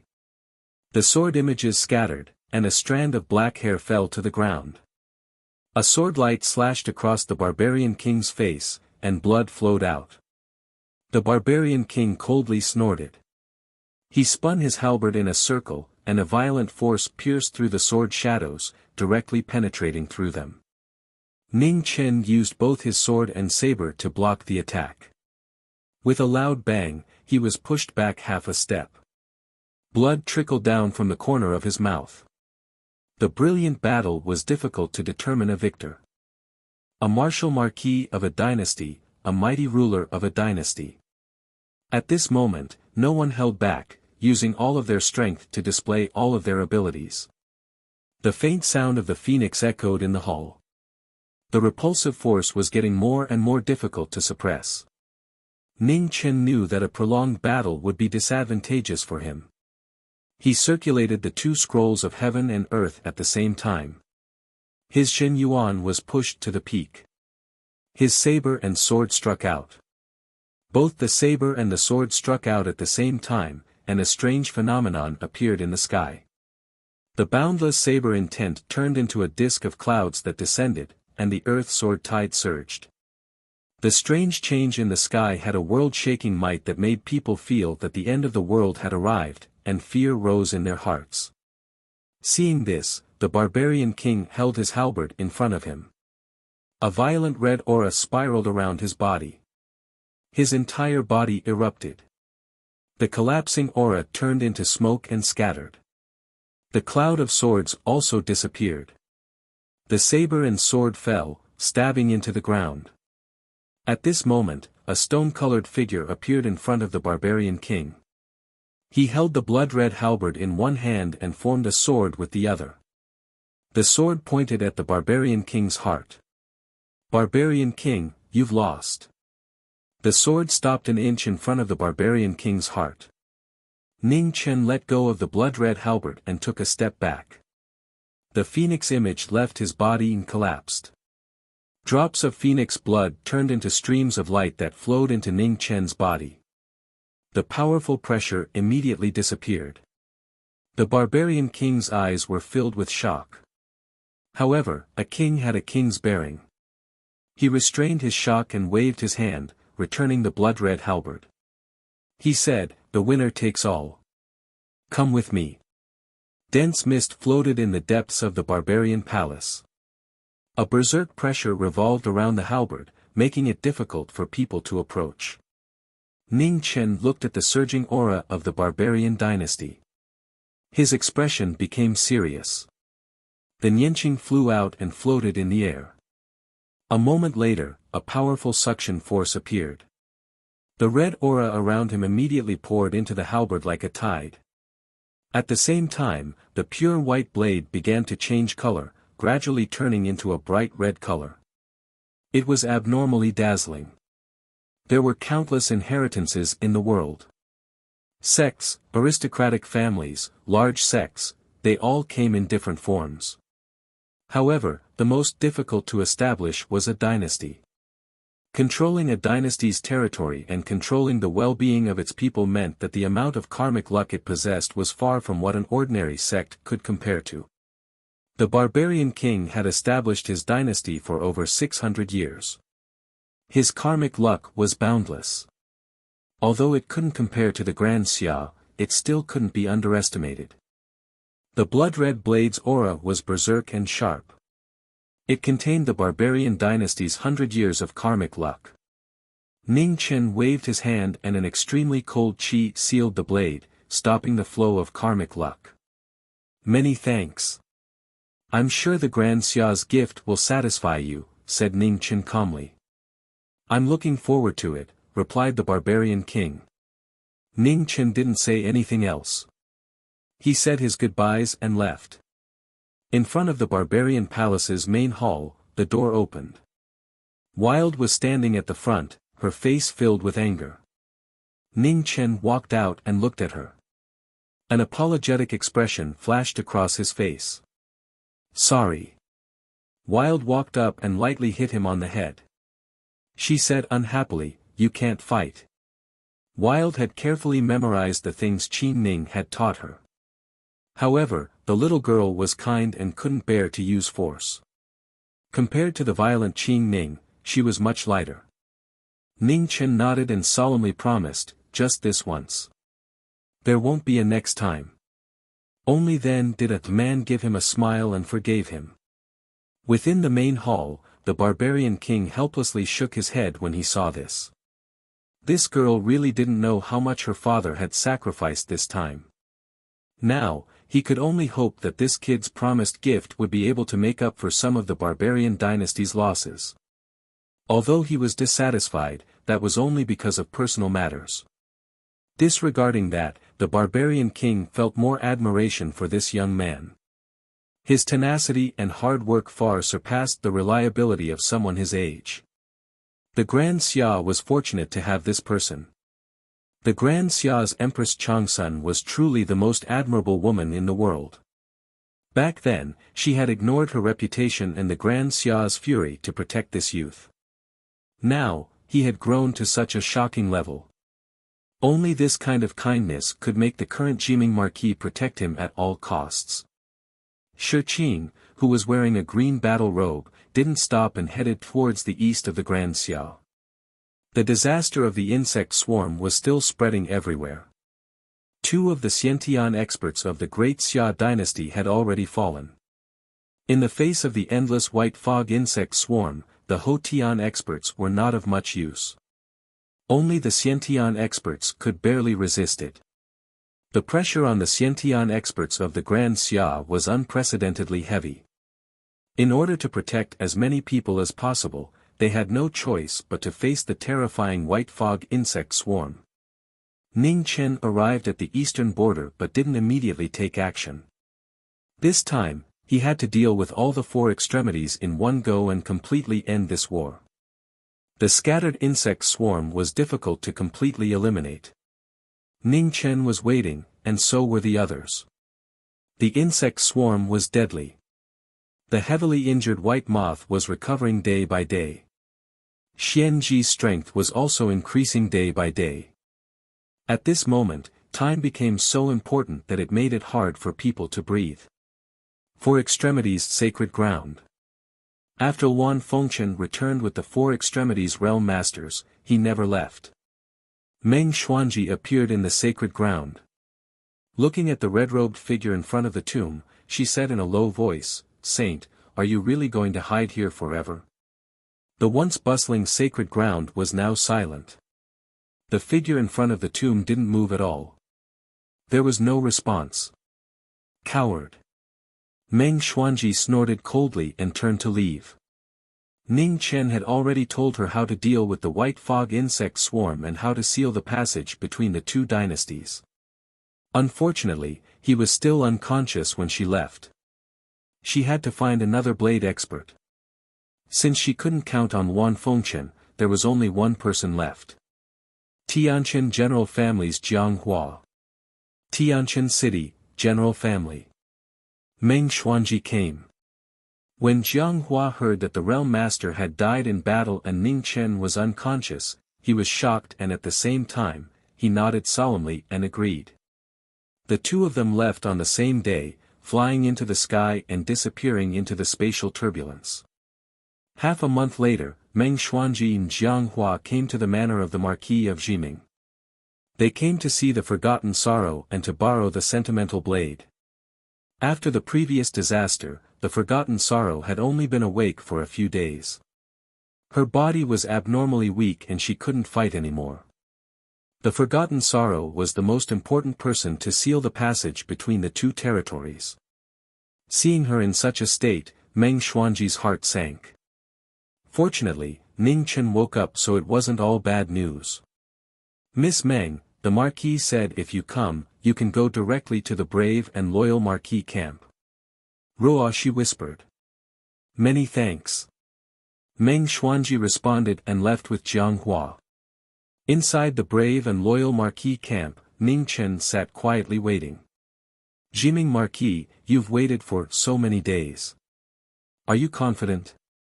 The brave and loyal Marquis asked. 100%.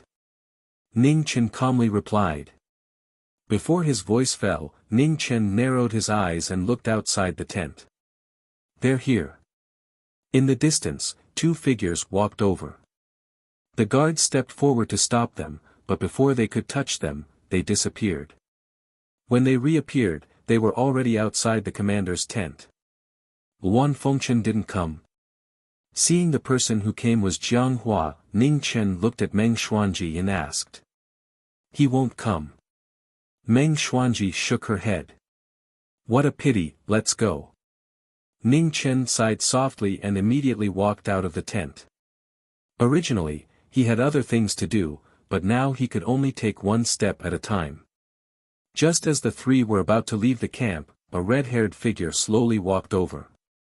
His clothes fluttered in the wind, and his extraordinary appearance attracted people's attention. Ning Chen stopped and looked at the person who finally arrived. The corner of his mouth slightly curved. This time, there were enough people. With a wave of his hand, Nian Qing flew out and landed in front of Luan Fengchen.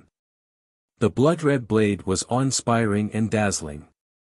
I'll leave Xian Ji to you. If you fail, next time when the barbarian king comes, you'll have to face him yourself. I'm not thick-skinned enough to go again. Ning Chen said with a smile. Definitely. Luan Fengchen nodded seriously. Looking at the two, he said, let's go. Meng Xuanji and Jiang Hua looked at each other and immediately followed. In the end, the disaster brought by the four extremes must be solved by themselves. They hoped that after this battle, there would never be another war between the four extremes and the divine land.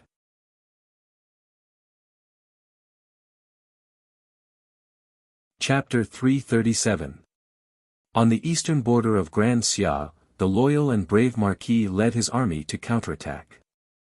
His army of 100,000 attacked the alliance army of the four extreme realms. The counterattack came so suddenly that the alliance army couldn't react in time. No one had expected that the Grand Xia army that had been retreating time and time again would still dare to attack at this time. Within Wuxia city, when Xian Ji received the battle report, he was also shocked. In his view, there was no reason for Grand Xia to counterattack at this time. Such an outcome was like throwing an egg at a rock. At the same time, on the other side, Jingwu Duke led his army to cooperate with the loyal and brave Marquis, attacking the alliance army with all their strength. Grand Xia's dukes and marquises all moved. The fury that the army had suppressed for a long time was unleashed, and their combat strength was on full display. This was especially true for the army that the loyal and brave Marquis had brought from the southeast. A pointless struggle. You don't know the difference between life and death. Looking at the rising smoke, Xian Ji snorted coldly and soared out of Wuxia city. The swarm of white foggy insects flew out, covering the sky and the sun. Just as the swarm of insects left the body, three figures appeared. Saber lights and shadows crossed each other. It's you again. Xian Ji's expression was cold when he saw the three people in front of him. He waved his hand, and his creation weapon appeared, blocking the three of them with one sword. With a clanging sound, killing light shot out, brushing past one's ear. The coldness was bone-piercing. Xian Ji, you're at the end of your road. Meng Xuanji's expression was ice-cold. The golden feather saber shone with a piercing golden light. With just you? What a joke! Xian Ji sneered. His sword was like 1,000 caddies, and he knocked the three of them away. His hands formed hand seals, and rays of white light rose up. In the next moment, a huge pair of moth wings spread out, and a terrifying pressure spread out. As expected, they're monsters. Jiang Hua said coldly. His figure flashed, and the leaning moon saber in his hand slashed down like a falling mountain. With a loud boom, the overturning moon shook the sword of creation. The gilded feather drake arrived right after. The sharpest weapon in the world collided with the sword of creation. An ear-piercing sound rang out, causing everyone to shiver in fear. In the instant that the three god armaments were locked in a stalemate, Wan Fengchen activated remembrance, and a blood-red light flashed as he slashed down, causing killing intent to fill the sky. Xian Ji's expression turned serious. He turned his palm and condensed his essence, pushing the two away. The sword of creation went up to meet the remembrance divine might. His hatred reached the peak, and his heart was filled with heartlessness. The chaotic wind and dust scarlet fate enveloped his body. His saber fate was like a torrential storm, fast and ruthless. Jiang Hua, Meng Xuanji, and the Tao Mantis worked together to block the creation divine weapon. Sounds of killing and cold light filled the air. In this final battle, no one held anything back. The sword was merciless, and the malevolent blade was even more merciless.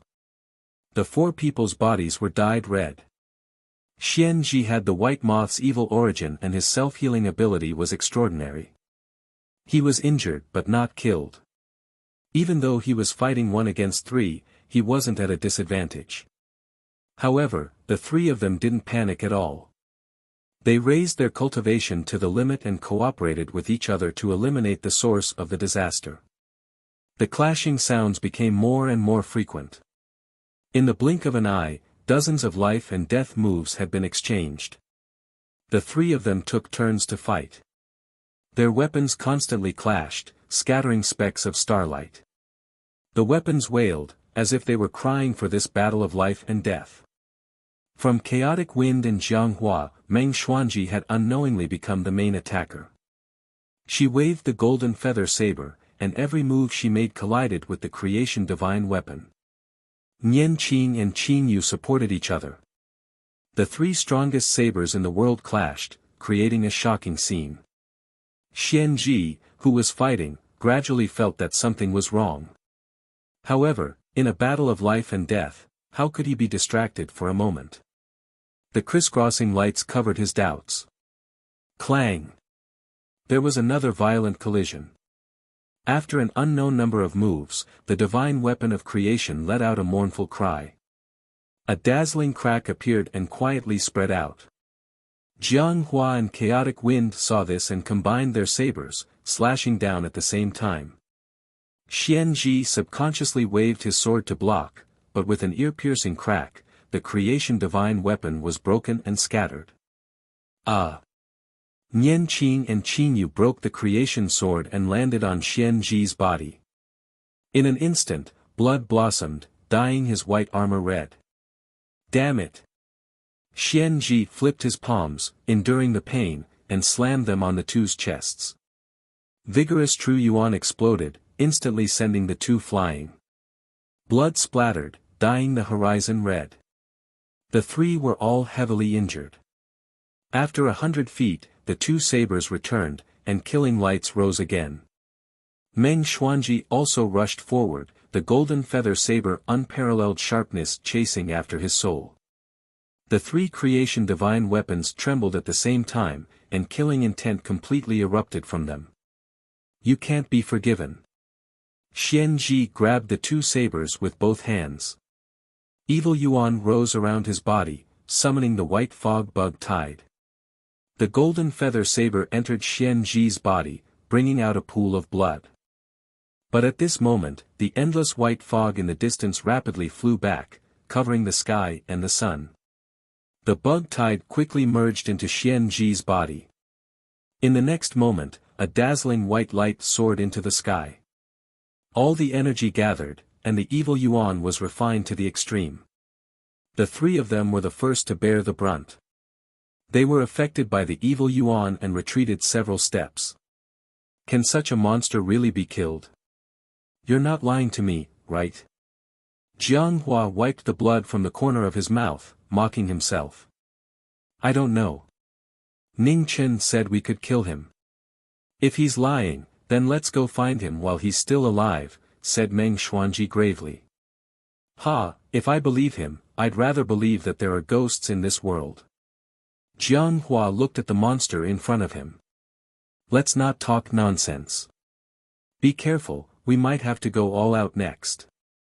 Luan Fengchen's feet moved, turning into a red blur. Nian Qing's light flowed, shocking the world with her blood. As expected, friends are used to block sabers. Jiang Hua sighed helplessly and followed suit. The moonlight shone brightly and the sword spirit appeared. A faintly discernible dragon's roar appeared and spiraled into the sky, illuminating the mortal world. Meng Xuanji also activated all her true yuan and poured it into the golden feather lance. A terrifying sharpness immediately appeared on the lance. Space was unable to bear it, and it shattered inch by inch. The battle started again. The three prides were fighting against the evil origin. Sharp killing lights flashed through the evil origin that filled the sky. Blood splattered everywhere.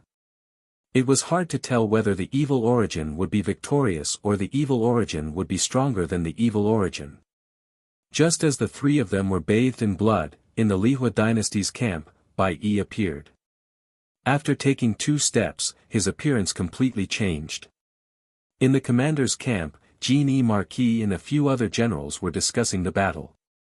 When they saw that figure, they were startled. Greetings, King Xianhua. Genie Marquis immediately walked down from the main seat and half knelt. The other generals also immediately knelt, respectfully bowing to the general who controlled half of the Lihua dynasty's troops. The people kneeling on the ground started to think. None of them had thought that King Xianhua would also come to the divine great land. Did something happen in the Lihua dynasty? Genie Marquis, listen to my order. Amidst the calm voice, a complete golden commander's seal appeared in front of the 5 of them. A dragon and a tiger were gathered together, emitting brilliant light, shocking all the generals present. At this moment, the last trace of doubt in their hearts was dispelled, and they respectfully listened to the order. The commander's seal of the Lihua dynasty could not be faked, not to mention the one who held it was King Xianhua. The name Xianhua was not only a symbol of military power in the Lihua dynasty, but it was also the belief of a strong martial force. The innate bloodline of the imperial family represented a meaning that was not inferior to the Lihua emperor. After the order was given, the Lihua dynasty's army moved out. Under the cover of the night, they suddenly changed sides. They were like the sharpest knife behind the allied army, piercing through all their defenses in an instant. The moment the smoke rose, Zhongyong Marquis and Jing Wu Duke, who had been waiting for an opportunity, immediately led their troops to the east. They attacked fiercely from the front, cooperating with the Lihua dynasty to completely destroy the chaotic formation of the allied army. The flames of war lit up the sky in the dark night. This slaughter was bloody and cruel. However, war was cruel in the first place. There was no mercy. In the past, Ning Chen had asked for the military power from Li Yuwei for today's counterattack. The allied army was not united in the first place. There were many conflicts between the dynasties. Under the powerful force of the master of the 4 extreme realm and Xian Ji, they were barely able to unite. What he needed was an opportunity to disintegrate the allied army from the inside. In the flames of war, Ning Chen walked out and looked at the battle in the distance. His eyes squinted slightly. It was about time to end it. He hoped that they could succeed. 400 miles away, the battle had reached its final stage. The injuries of the 4 were getting more and more serious. Xian Ji was fighting 1 against 3. Although he had the evil qi, he had lost his good fortune divine weapon. He no longer had the absolute advantage. Rivers and mountains drink hatred, blood maples October red. Luan Fengchen once again used his ultimate technique. His slender remembrance blade shone brightly. Endless blood-colored light rose up like October maples, spreading out and filling the sky with red. Moon shadow. Combining with the Huayun blade, the moonlight shone and the Qin Yu disappeared. In the next moment, where the moonlight shone, a flowing shadow appeared out of thin air and slashed down. 2 streams of blood flew up. The moth's wings on Xian Ji's back were broken. At the same time, Meng Xuanji took a palm strike head-on. The golden feather blade pierced through her body, bringing out another stream of blood. I am undying. Your struggles are futile. Xian Ji endured the pain in his chest and back. He gathered his evil qi in his palms and sent the 3 flying. The blood that flowed out was quickly filled up by white mist. The speed of regeneration was visible to the naked eye, far exceeding the limits of a human. Ugh! At this moment, a blood-colored blade hidden at the end of the bloody maples appeared. The blade pierced through Xian Ji's body and dyed the sky red. Xian Ji's body shook, and he lowered his head in disbelief. Looking at the blade in his chest, he wanted to pull it out, but it was already too late. The berserk blood-colored karmic luck that suddenly erupted instantly engulfed the moth in his chest. The moth's main body that couldn't disperse in time was instantly destroyed amidst its miserable cries. The blood-colored light flowed and dissipated along with the moth. The only thing left behind was the empty hole in his heart. How could this be? This was an unbelievable truth. No matter what, the schemer couldn't accept it. Xian Ji looked at his empty chest, his eyes filled with confusion. Why? Why? His white armor scattered, revealing his blue robes. In the next moment, he fell from the sky. He had spent his entire life scheming, and in the end, he had died because of someone else's scheme. How sad was that? How much ambition and betrayal had disappeared along with him. From now on, there would be no more Xian Ji in this world.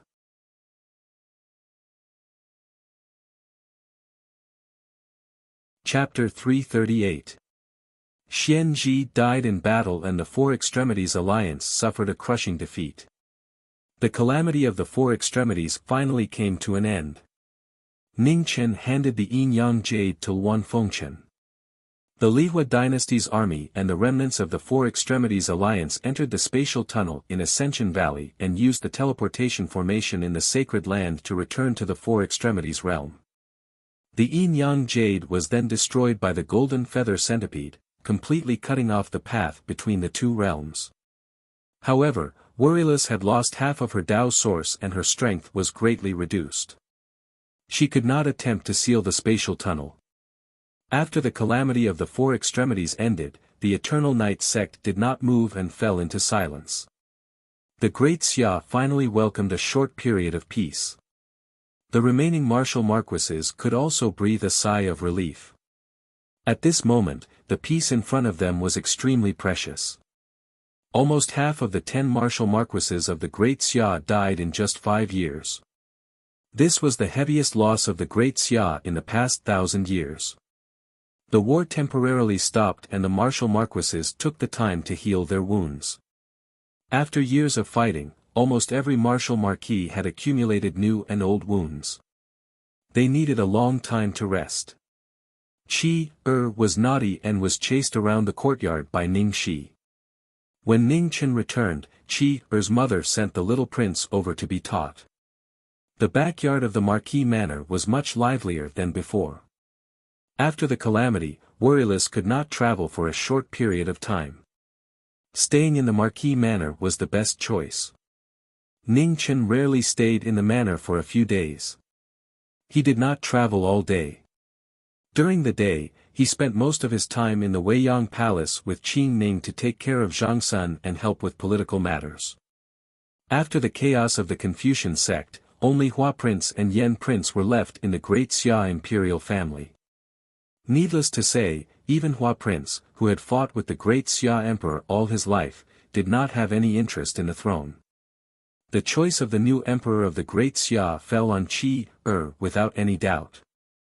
This might be the most peaceful succession of the throne in history. With Ning Chen in the imperial city, the officials in the court did not dare to say anything.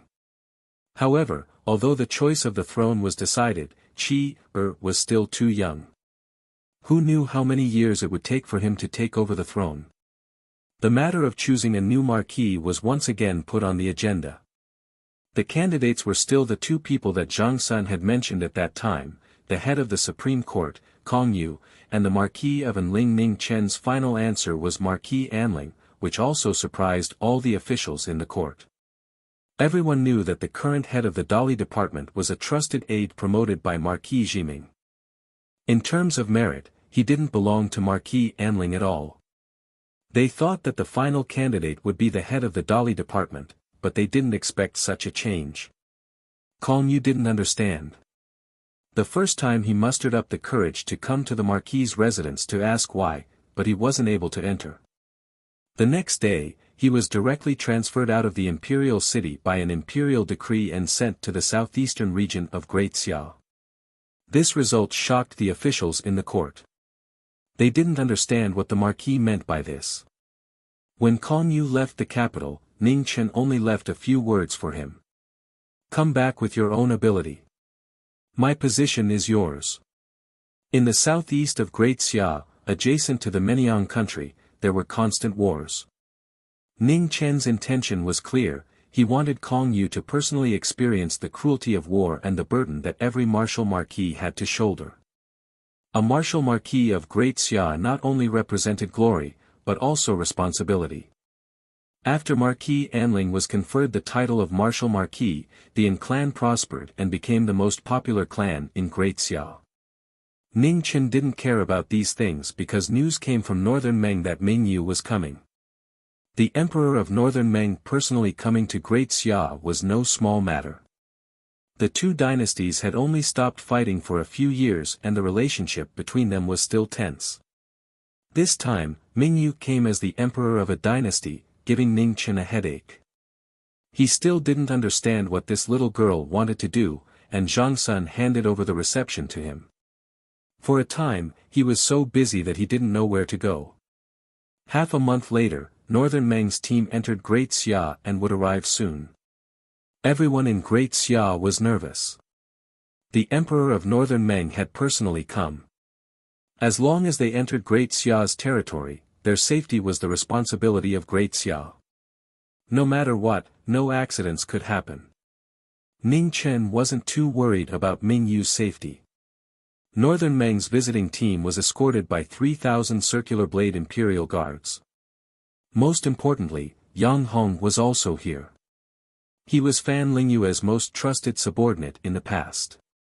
5 years ago, he was the first of a younger generation to enter the Xiantian realm. After 5 years, his strength must be even more unfathomable. The young general of the past had now become the pillar of Northern Meng. The change of era always came so quickly. Before one could look back, everything had become a thing of the past. The army heading south was majestic, rushing towards the direction of the imperial city of the Great Xia dynasty without stopping. Behind the imperial dragon carriage, on the luxurious phoenix carriage, Su Fian looked at the familiar central plains, a look of reminiscence flashing in her beautiful eyes. When she came back again, things were the same but people were different. Jiming Marquis was too powerful. That night, he had completely shattered their hopes of reviving Heshi dynasty. She was very clear that whether it was her or the Wang clan, it would be very difficult for them to rise again. She didn't know why the little emperor wanted to visit Great Xia at this time. It was the first time in the history of the divine prefecture that an emperor personally came to visit another dynasty, especially since the two dynasties had just stopped fighting. However, Jiming Marquis was in Great Xia's imperial city. Presumably, the entire world would surround Great Xia. Whoever wanted to make a move against the little emperor would have to seriously consider it. A person's reputation was like a tree's shadow. Everyone knew how ruthless Jiming Marquis was. The bloody lesson of the Confucian sect and Great Wisdom City had just happened. No one wanted to become the next target. In Jiming Marquis manner, Lu Ruoxi saw the Marquis return from Endless Palace. A trace of worry flashed across her face. She said softly, "Marquis, the summons from Desolate City. Are you really not going?" I've been too busy recently. Although he said this, Ning Chen was still on edge.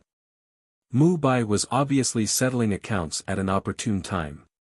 If he went now, being taught a lesson would be a light punishment. If Mu Bai was unhappy and asked him to prove his sword, who could he reason with? Brother, are you afraid to go? Ning Shi was a typical example of touching the pot that didn't boil. She came up and asked suspiciously. Go away. If you talk nonsense again, I'll have her ladyship immediately find someone to marry you off. Ning Chen pushed the former's face away. I won't say any more. Hearing Ning Chen's threat, Ning Shi immediately shut her mouth. What she was most afraid of now was Nyang bringing up this matter again. This older brother of hers didn't speak up for her at all. He was usually so arrogant, but when he saw Nyang and big sis Qing Ning, his guts were even smaller than hers. Sword 1 didn't come again, right? Ning Chen looked at Ruo Shi and asked. No. Ruo Shi gently shook her head. Ning Chen nodded. Then he would wait until Mu Bai's anger subsided. Where's her? Ning Chen asked. Writing in the room. Ruo Shi replied. Ning Chen nodded and walked towards the study. Pushing open the door, he saw a small figure standing on a chair, trying hard to write on the table. Because the body was too small, it always looked a little difficult. Master. Raised his small head and obediently called out. Good, continue writing. Ning Chen responded and walked to the table, quietly watching the little guy write. This was the future of the Grand Xia, and also the last thing Zi entrusted to him. He would do his best to teach and not disappoint his good friend. Time passed so quickly. It had been more than 5 years since he came to this world, to Fan Lingyue's passing, and to the end of the chaos of the four extremes.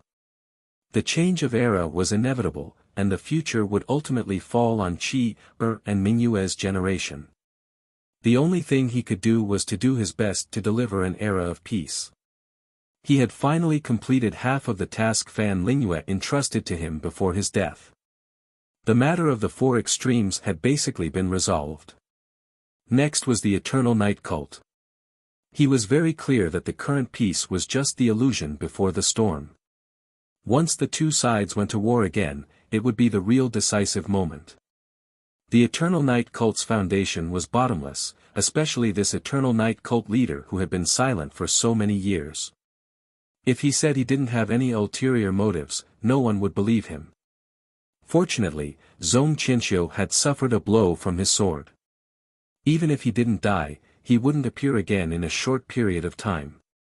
The absence of one of the 3 temple lords would reduce a lot of pressure for the Grand Xia.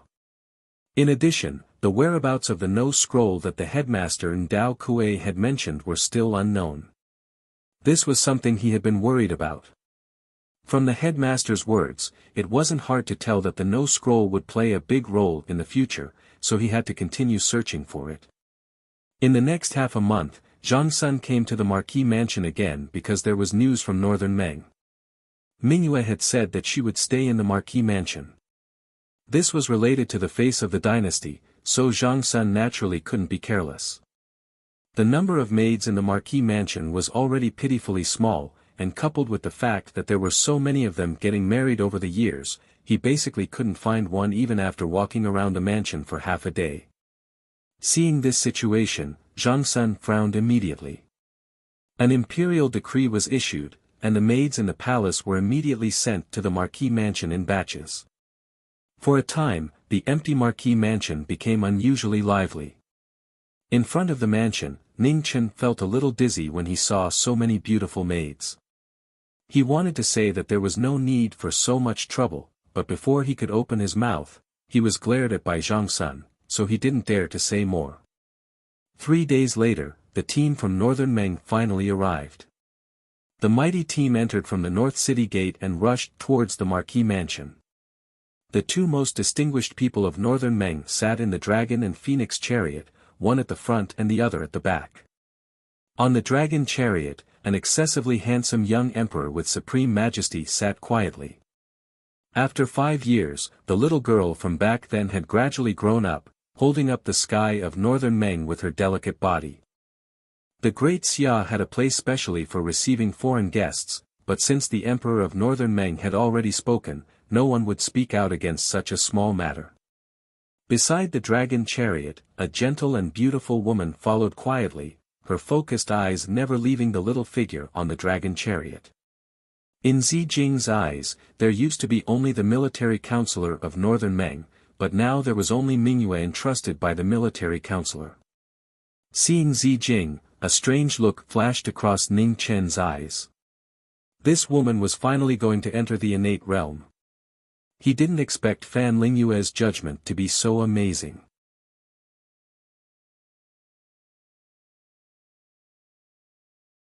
Chapter 339. The arrival of the Northern Meng Emperor had become the most important thing in Great Xia. There were no eternal friends between the empires, nor were there eternal enemies. Zhongsun placed great importance on the visit of the Northern Meng Emperor. At this time, one more friend and one more enemy made a huge difference to Great Xia. There were many people in the Northern Meng envoy group, so they couldn't all stay in the Marquis residence. Mingyu stayed with some important people, while the rest were arranged by the minister of Honglu. Yang Hong didn't come to the Marquis residence, nor would he come. Back then, the death of the military advisor had something to do with the Jiming Marquis. Even if the two empires stopped fighting, they were still enemies. Ning Chen didn't say anything about Yang Hong's choice. Some people were destined to never be friends, and he and Yang Hong were like that. They had fought many times when they were alive, and all the grudges had dissipated. Fan Lingyue had let go, but the ones he couldn't let go were those who were still alive. This was also why no one in the world could compare to the woman who had left a deep mark on the history of the divine prefecture. Perhaps, such a woman was so stunning that even the heavens were jealous of her. That was why she was only given a short life of 20 years. After the Northern Meng envoy group entered the Marquis residence, they rested for 2 days to wash off the dust on their bodies and prepared to officially negotiate with Great Xia.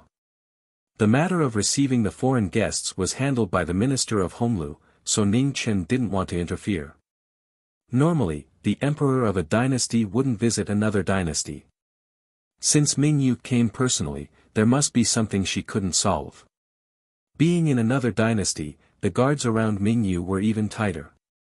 The east wing of the Marquis residence was protected by layers of circular blade guards. Even if Ning Chen wanted to meet her alone, it wasn't that easy. Among the circular blade guards, there was a Xiantian expert who hid very well. Ning Chen could only vaguely sense it, but he couldn't find out who it was. Every dynasty had its own secrets, and it was impossible to see all of them. For 3 days, there was no movement from the east wing of the Marquis residence. 3 days later, Zhongsun met the Northern Meng Emperor in the Zhenhua Hall of Great Xia. After 5 years, the two people with the highest positions in the two dynasties met again, but their standpoints were different. In the past, Mingyu was a hostage that Ning Chen brought to Great Xia. In reality, her life and death were not in his hands. Now, the little girl had grown up and ruled the world. She already had the ability to sit on the same level as Zhongsun. Mingyue was grateful. However, in front of the interests of the dynasty, she did not give in at all and negotiated seriously with Zhongsun. Beimeng lacked grain and herbs, while Great Xia lacked horses. In this chaotic era, only by strengthening oneself could they protect themselves. Just as the two sides were in a deadlock over the issue of the war horses, a young man walked out from the group of Northern Meng's envoys. There was a hint of arrogance in his eyes as he said, "Your Majesty, this humble subject has a request, but I don't know if I should say it." Mingyu frowned when she saw who it was. "Speak." Di Zhang's mouth curled up as he coldly laughed, "I've heard that Great Xia is ruled by Confucianism and has many talents. Although I'm not that talented, I would like to see it for myself." As the sound of his voice faded, the entire hall trembled. The countenances of the various subjects of Grand Xia all turned unsightly. The chaos of the Confucian sect had already become an unconcealable pain in Grand Xiao. The words of the subject of Northern Meng were undoubtedly tearing open the scars of Grand Xiao. Mingyue's expression immediately turned cold. She had come this time to form an alliance with Great Xia, not to become enemies. This Di Jiang was too brazen. At the banquet, Ning Chen sat there quietly, drinking his wine. He wasn't too interested in this matter. The reason he had come was to make up the numbers so that he wouldn't be scolded by Zhang Sun. Just as Mingyue was about to shout at Di Jiang, Yang Hong, who had been silent this entire time, calmly said, "Di Jiang's words make sense. Since that's the case, let's have a competition. If Great Xia wins, all the conditions will be set by you. If Beimeng wins, you won't be able to object to any of my emperor's requests." Yang Hong's words caused Mingyue to swallow them back down. Yang Ho had contributed greatly to Northern Meng, so she had to give him some face.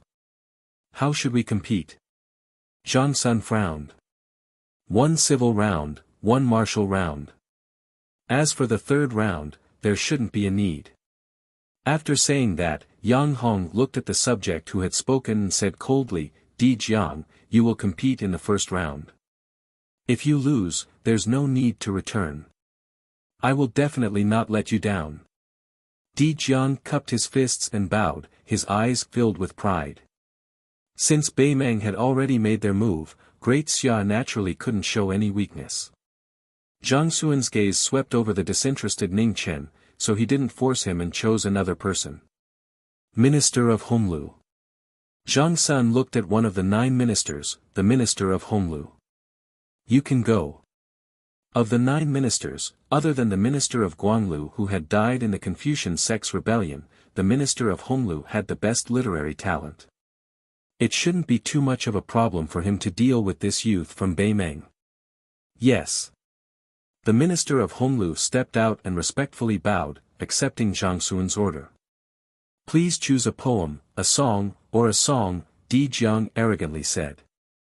"Since sire," as the Minister of Chamberlain of Dependencies spoke, Ning Chen, who had been quietly drinking, suddenly looked out of the imperial palace in shock. "Ning Chen, come to the academy." An old voice echoed in his ears, hoarse and tired. Even from 1,000 miles away, he still couldn't stop it. There was only one person in the world who could do this, the teacher. Hearing the teacher summon him, Ning Chen immediately stood up and bowed to Zhang Sun. He didn't have time to explain and left under everyone's gazes. Since the teacher summoned him, it should be something extremely important. Zhang Sun was enough to deal with this. In the academy, the teacher stood quietly, looking at desolate city in the east. He said, "Mu Bai, lend me your sword." The primal chaos sword essence in desolate city's sword pool violently trembled. In the next moment, it turned into a streak of light and flew toward Tiansang Academy. In front of the sword pool, Mu Bai looked at the academy. His always calm eyes finally revealed a trace of fluctuation. What a powerful righteous chi! The no scroll has appeared. Seeing the white figure quickly appear in front of the academy, the teacher didn't waste any time and bluntly said. Hearing this, Ning Chen's expression shook. A moment later, he recovered and asked, "Where is it?" "The homeland of Western Buddhism." The teacher looked at the distant west, a trace of vicissitude flashing through his turbid eyes. Hearing this, Ning Chen's expression changed. Wasn't that a place that only existed in legends? Before he could finish speaking, 2 figures came from the distance, one in front and one behind. One was noble and extraordinary, and the other was charming. It was Prince Yan and Ah Man. Seeing the 2 of them come, Ning Chen immediately had a bad feeling. Something wasn't right. "Ah Man, there's not much time left. Cherish it." Prince Yan said calmly and walked to the side, giving the 2 of them time. Ah Man nodded and put down the sword rack on her back. She walked to Ning Chen and gently hugged him. "Remember to miss me." She was so close to his heart that every heartbeat was abnormally clear. A trace of panic flashed through Ning Chen's heart. He tightly hugged the person in his arms, afraid that she would disappear in the next moment. Why? Ning Chen raised his head, looked at the teacher, and questioned. Everyone knew that the Marquis of the Great Xia was extraordinarily intelligent. How could he not understand the teacher's meaning? The teacher had chosen Prince Yan and Ah Man to go to the homeland of Western Buddhism. But he couldn't understand why Ah Man was included. In the future, the entire divine land of the eastern region will face a great calamity. The No Scroll is indispensable. The homeland of Western Buddhism is full of powerful people. To get the No Scroll, you have to be at least the top of the three disasters realm. Speaking of this, the teacher glanced at the two of them and sighed softly. You two are the only people in the world who are connected. One of you must go together. Otherwise, even if you can get the No Scroll, you can't send it back. Ning Chen tightly hugged the person in his arms. His heart felt like it was being cut by a knife. It was the safety of the divine land again. Did he have to let the people around him leave one by one for the so-called safety of the divine land? Then what was the point of him protecting the world? Knowing destiny was originally heartless. It was his eldest grandson, Ah Man, Xia Zi and the others who made him gradually worry about them. He had been busy all his life and never regretted it. But today, Wild was also going to leave. This made Jinming's exhausted heart feel the greatest fear. After this farewell, who knew if they would meet again in the future? In the imperial palace of the barbarian dynasty, the barbarian king stood in front of the throne and looked in the direction of the academy. A touch of sadness appeared on his majestic face. If the divine land really faced a great calamity in the future, the homeland of Western Buddhism might be the last pure land. At this moment it was difficult to distinguish between a king and a loving father. For the sake of his daughter's safety, he was willing to give up his familial love and only hoped that Ah Man could live a peaceful life. Dao Kuei, make your move. Time waits for no one. The headmaster said and immediately stepped forward. The great righteousness around him surged. The chaos sword essence in his hand suddenly changed. A sharp edge appeared and shone in the world. In the headmaster's hand, the sharpened divine weapon was unparalleled. At this moment, it even surpassed the sharpness of the golden feather lance. Large areas of the space around the sword collapsed. At the same time, in the Taotia's stomach in the Chizhou mountain range, Dao Kuei waved his hand and a zither appeared. He plucked the strings and an earth-shattering sword light flew out of the Chizhou mountain range and towards the Tiansang Academy. For 1,000 years, the strongest cultivators of the Confucian sect and the Taoist sect attacked at the same time. The light of the two swords converged together. The fate of the Confucian sect and the Taoist sect increased their strength. The indestructible space barrier collapsed and a temporary flaw appeared. Ah Man, let's go. Yan Qin Prince said. He glanced at the divine land one last time and then stepped into it. You have to be well. Ah Man gently pushed the person in front of her away. She held back her tears and smiled. Then she turned around and left. It was difficult to meet and difficult to part. The moment she turned around, 2 drops of tears fell silently. Only she knew the pain of parting. Ning Chen stretched out his hand to stop her. At this moment, he didn't know why he stopped her. Was he leaving her behind to face the future calamity together? She disappeared and he couldn't see her anymore. He raised his hand but didn't put it down. A cold wind blew. The white-robed Wu Marquis didn't move. Who knew what he was waiting for? Or maybe he was hoping for something. In Desolate City, Mu Bai looked at the leaving legend of the Grand Xia and sighed regretfully. He hadn't thought that even in the end, he wouldn't have the chance to fight. He would probably never meet such an opponent again in his life.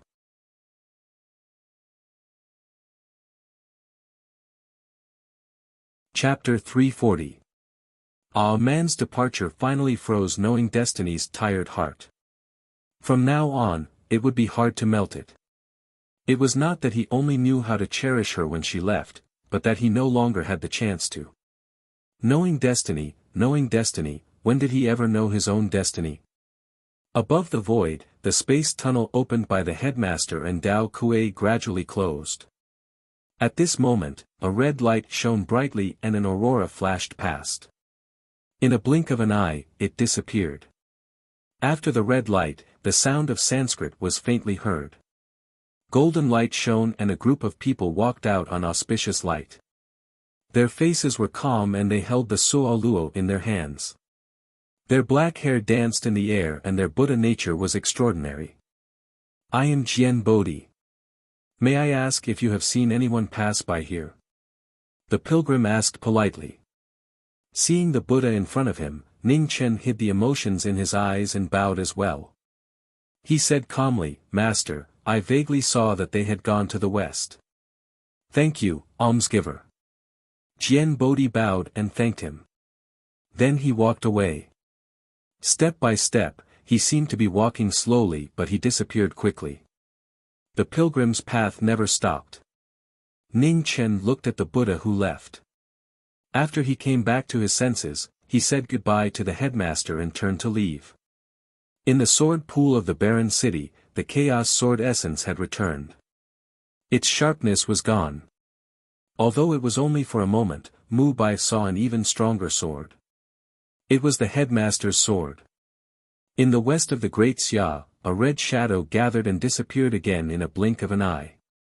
Amitba. The pilgrim walked over with a calm face. His black hair fluttered in the wind.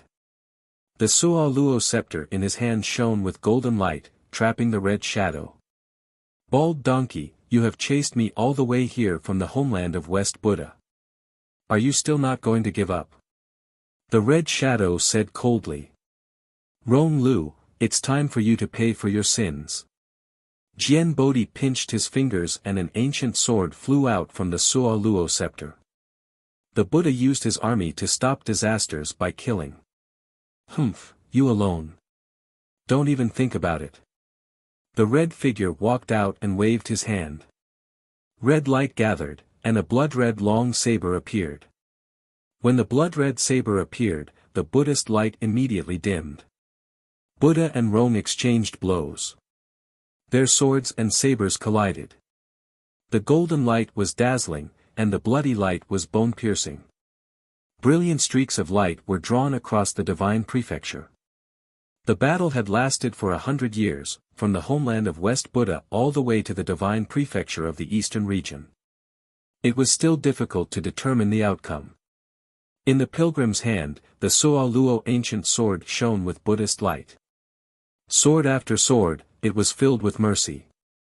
The red shadow was surrounded by a bloody aura. The ominous weapon had drunk the blood of thousands of Buddhas. The bloody killing light made the heaven and earth tremble. Bodhi heart meditation, overcoming calamity and heavenly perception. Bodhi's moves appeared as boundless Buddhist light spread out beneath their feet. The sword Bodhi was filled with a merciful Buddhist nature. He unleashed his murderous heart. The Suoluo ancient sword flashed with a brilliant light. The sword moved, the body moved, the heavens and earth split apart. In the blood light, Rong Lu's expression turned cold. He flipped his hands and blood electricity surged. With the support of blood electricity, the blood light of the murderous weapon became even brighter. It forcefully opened up a blood-colored world in the Buddhist light. The sword arrived, and the saber shone. With a loud bang, blood flowed out from the corner of Rong Lu's mouth. He took advantage of the momentum and quickly left. The sword Bodhi took 2 steps forward. His body flashed with a golden light and chased after him. He swore to kill this disaster that threatened the world. In front of the Eternal Night sect, the bloody shadow passed through quickly and disappeared. The sword Bodhi followed closely behind. Just as he was about to continue the chase, the surrounding demonic aura suddenly spread. A white-haired demonic cultivator appeared and blocked his path. The Buddha and the demonic cultivator met. The atmosphere suddenly froze. The sword Bodhi looked at the demonic cultivator that appeared in front of him. A strange look flashed across his calm eyes. A person who has lost his heart is pitiful. The Bodhi was merciful. He sighed softly. The golden leaves on the Sualuo scepter swayed gently. Bells rang, echoing in the demonic cultivator's ears.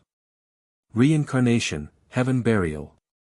The ink sword of reincarnation rose again.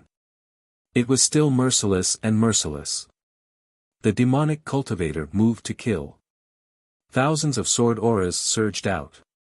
The sword shadow pressed forward. The sword Bodhi's right hand pointed forward. Golden light gathered on his finger, and the sword aura shattered and disappeared. In the next moment, reincarnation arrived. The Bodhi used his finger as a sword. With a clang, he blocked the tip of the ink sword. The Buddha and demonic auras confronted each other. The terrifying might caused the surrounding space to constantly distort. With such ability, you shouldn't have stepped onto the demonic path. The sword Bodhi's left hand formed a seal. Buddhist light flourished, and the swastika spread between heaven and earth. It was about to completely seal the two of them. However, at this moment, a hand reached out from their battle and pulled Xia Zi away.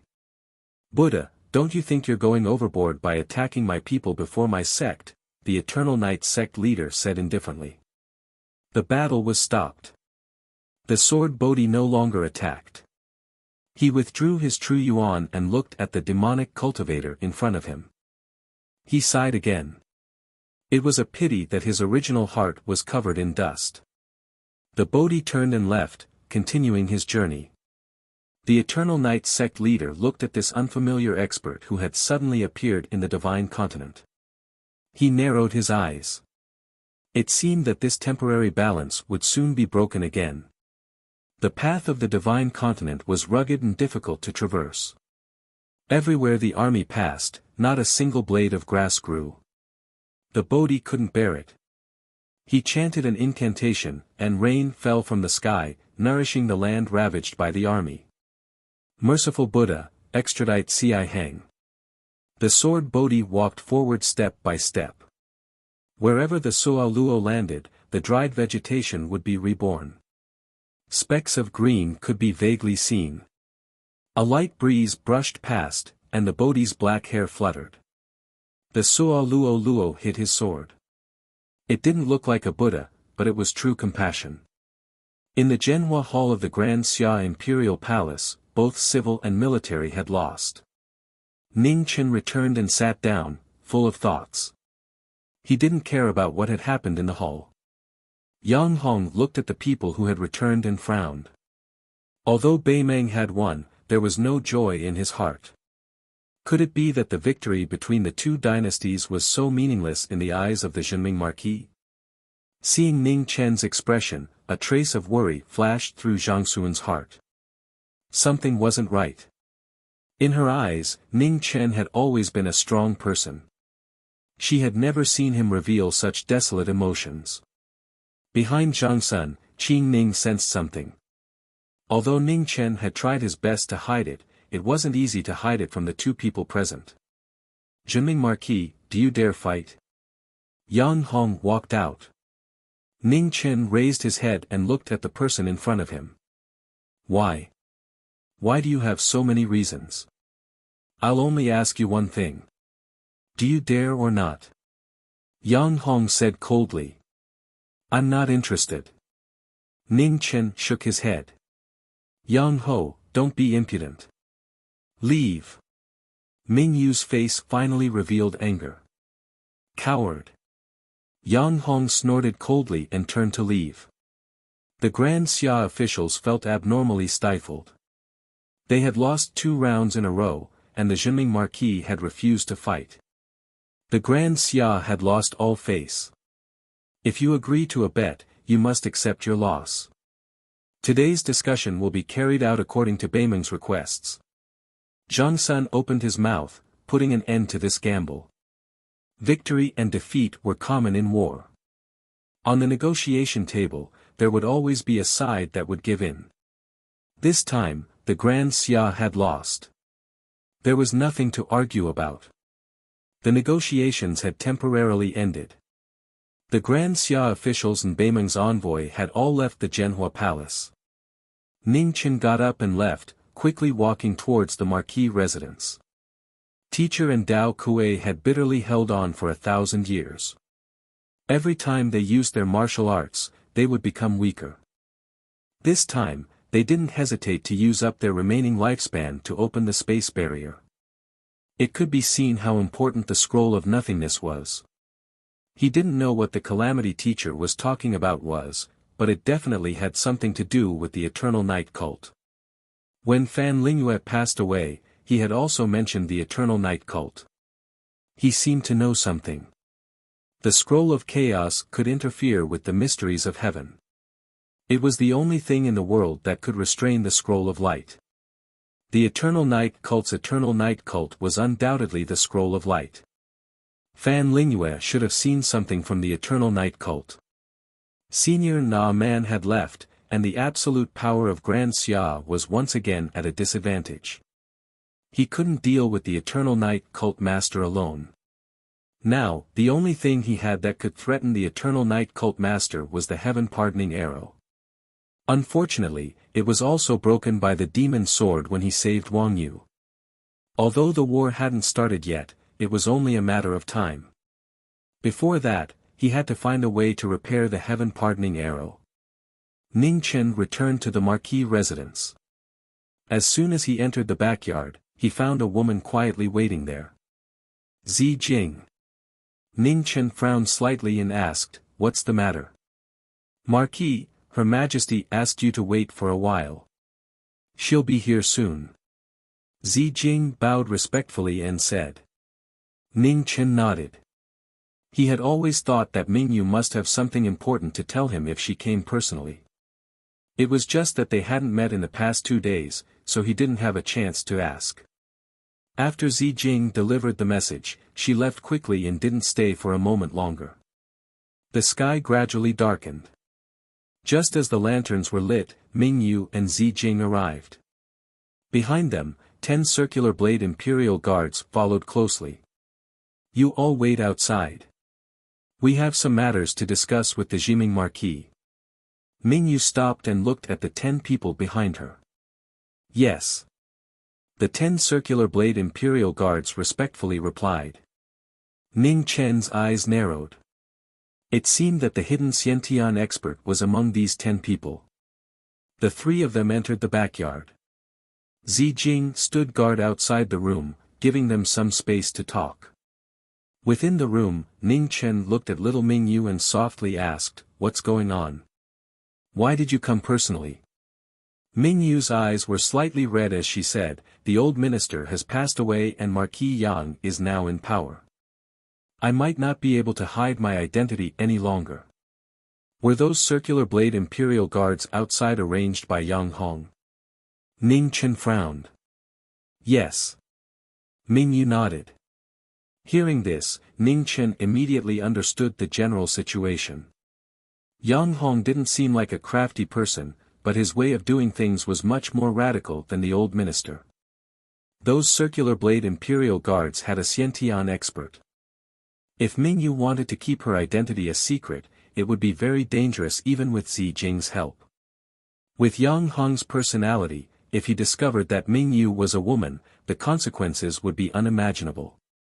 "Zi Jing, come in." Ning Chen opened his mouth. Zi Jing heard the call and entered the room. She stood there quietly, waiting for orders. "Zi Jing, how long until you reach the Xiantian realm?" Ning Chen asked seriously. "Marquis, it's within these 2 days. But I'm not sure if I can pass, so I'm still hesitating." Zi Jing respectfully replied. She had been entrusted by the military advisor to protect His Majesty with all her strength. Reaching the Xiantian realm was filled with danger. It wasn't as simple as one imagined. If she failed, the terrifying backlash was not something an ordinary person could endure. Ning Chen understood Zi Jing's worries. After thinking for a moment, he said seriously, there's no need to delay anymore. Let's start tonight.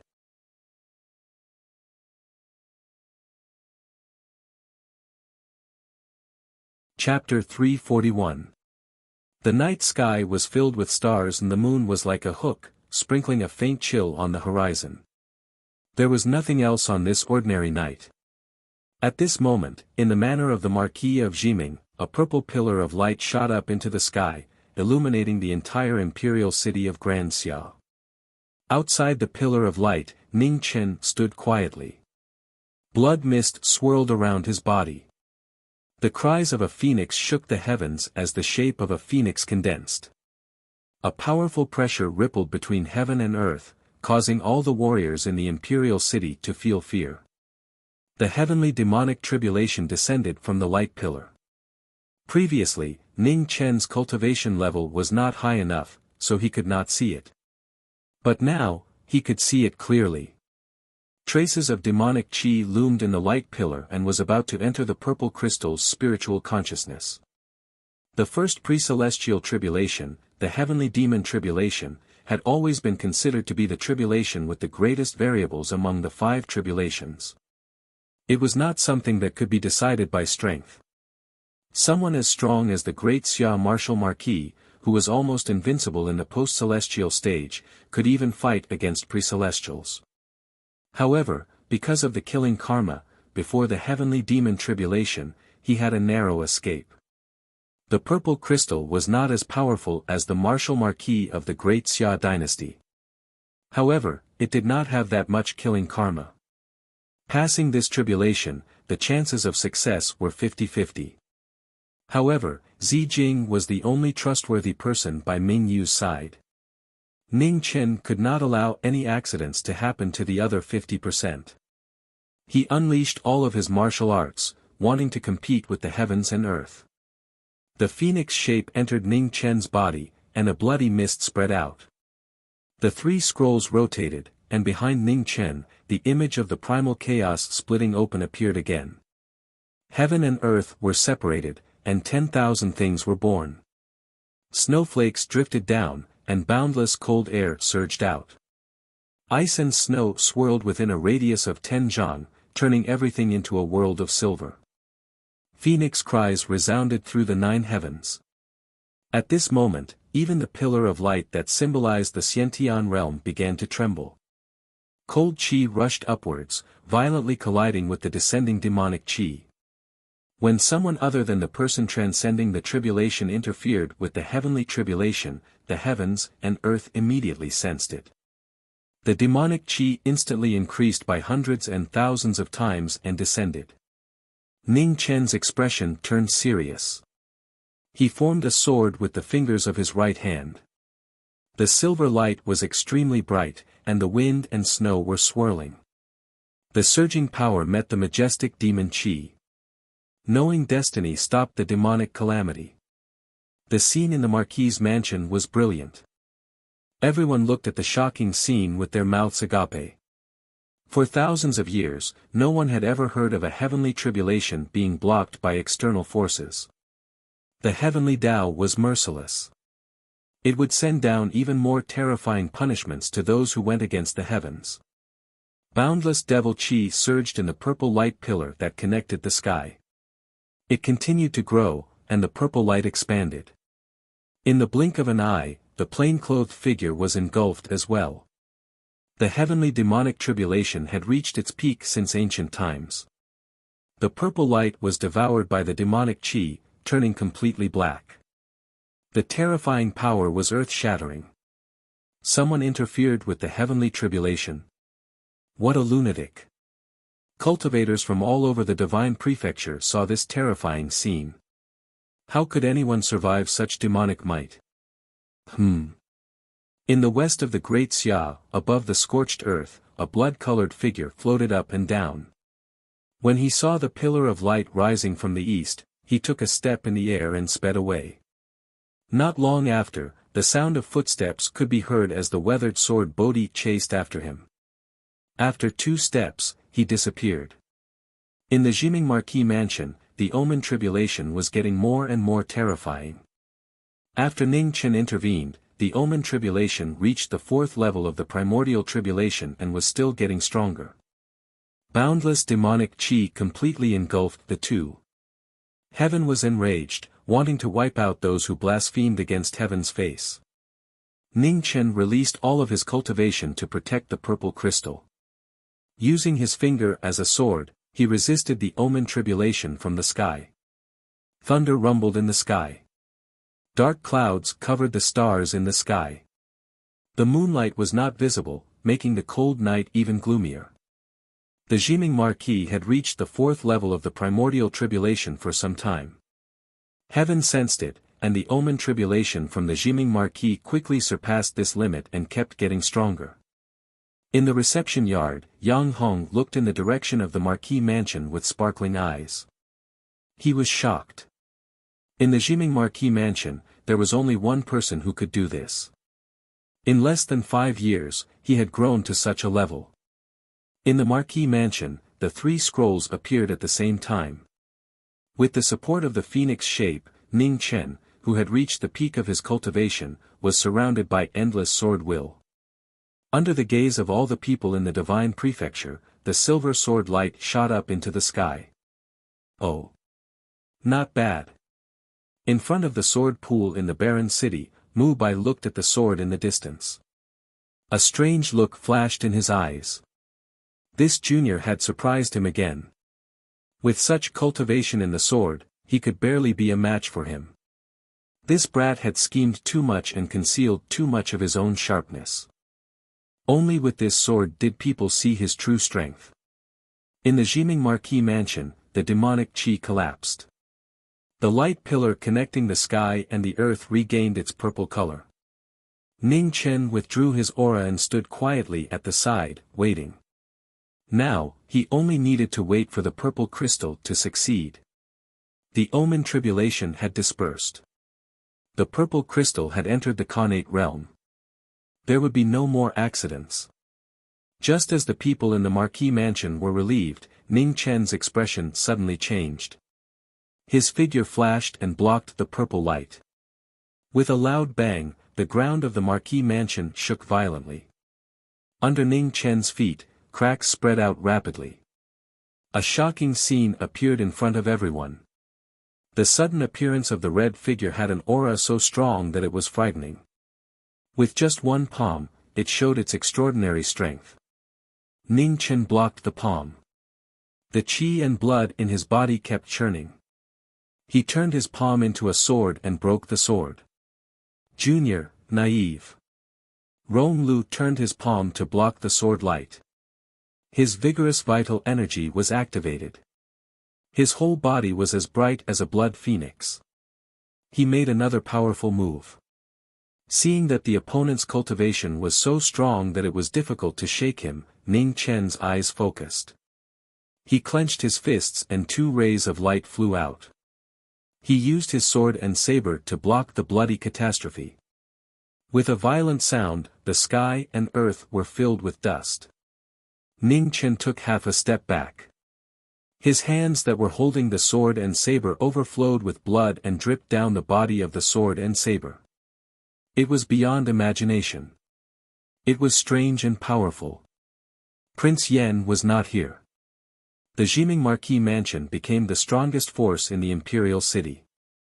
With just one move, it announced the difficulty of this battle. The dynasty that had been invincible for 1,000 years finally showed the helplessness of having one foot in the grave.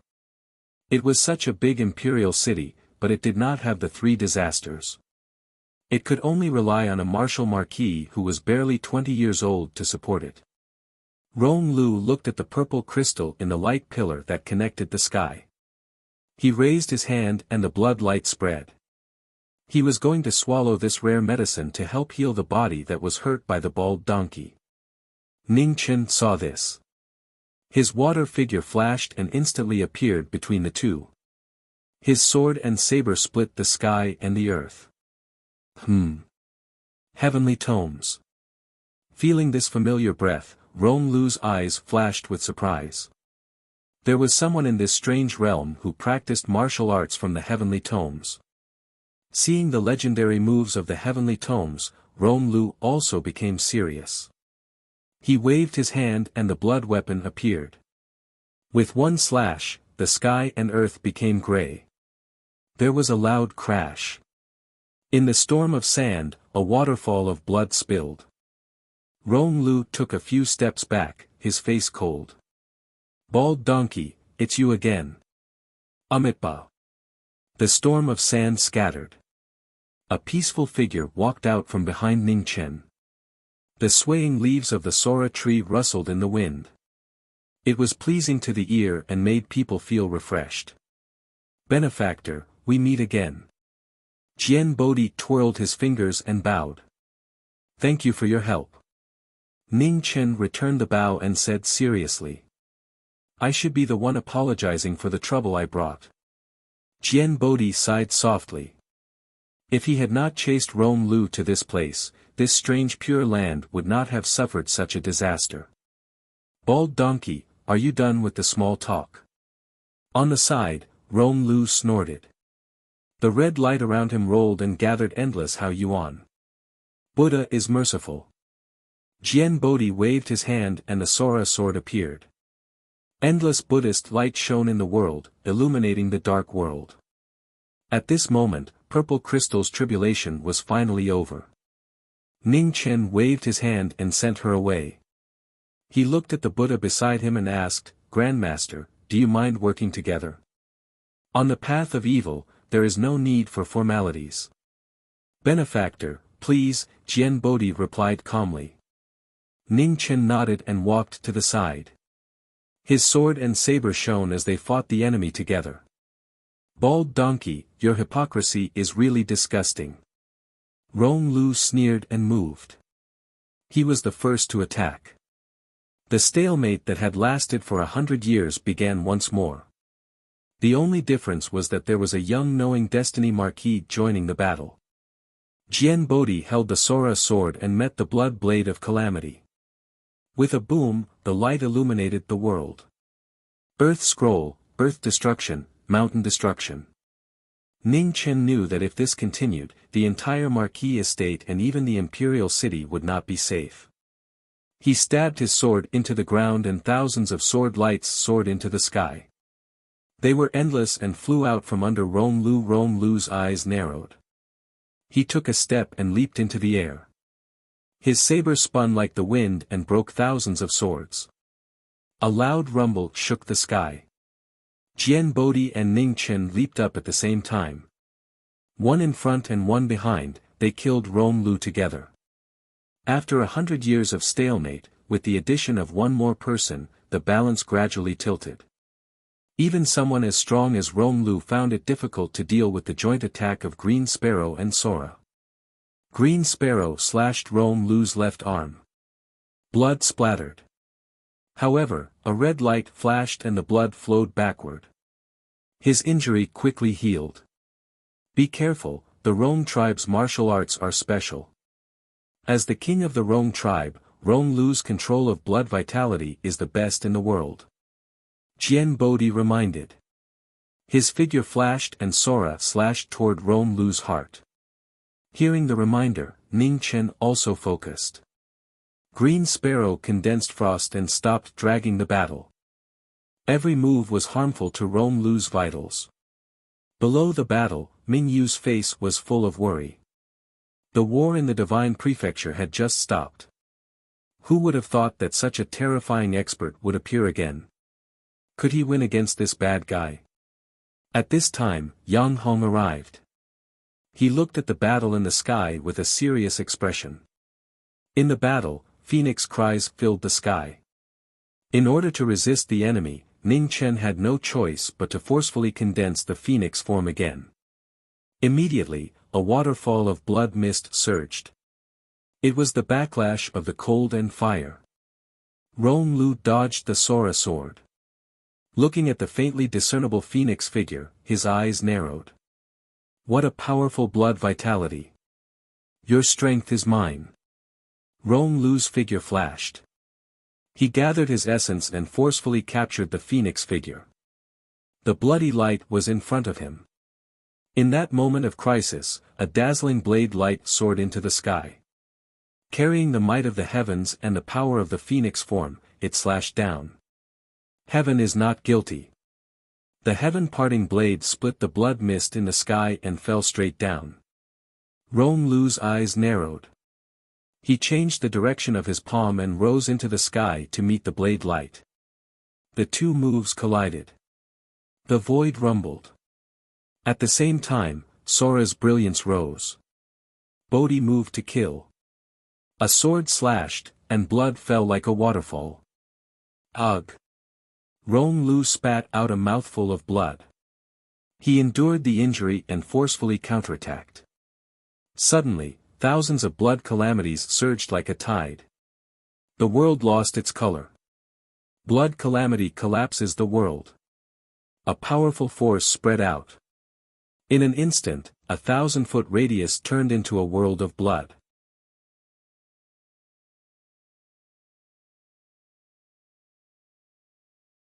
Chapter 342. In the sky, the heavy blood yuan vibrated. The two people who bore the brunt of it were both pushed back a few steps, their mouths red.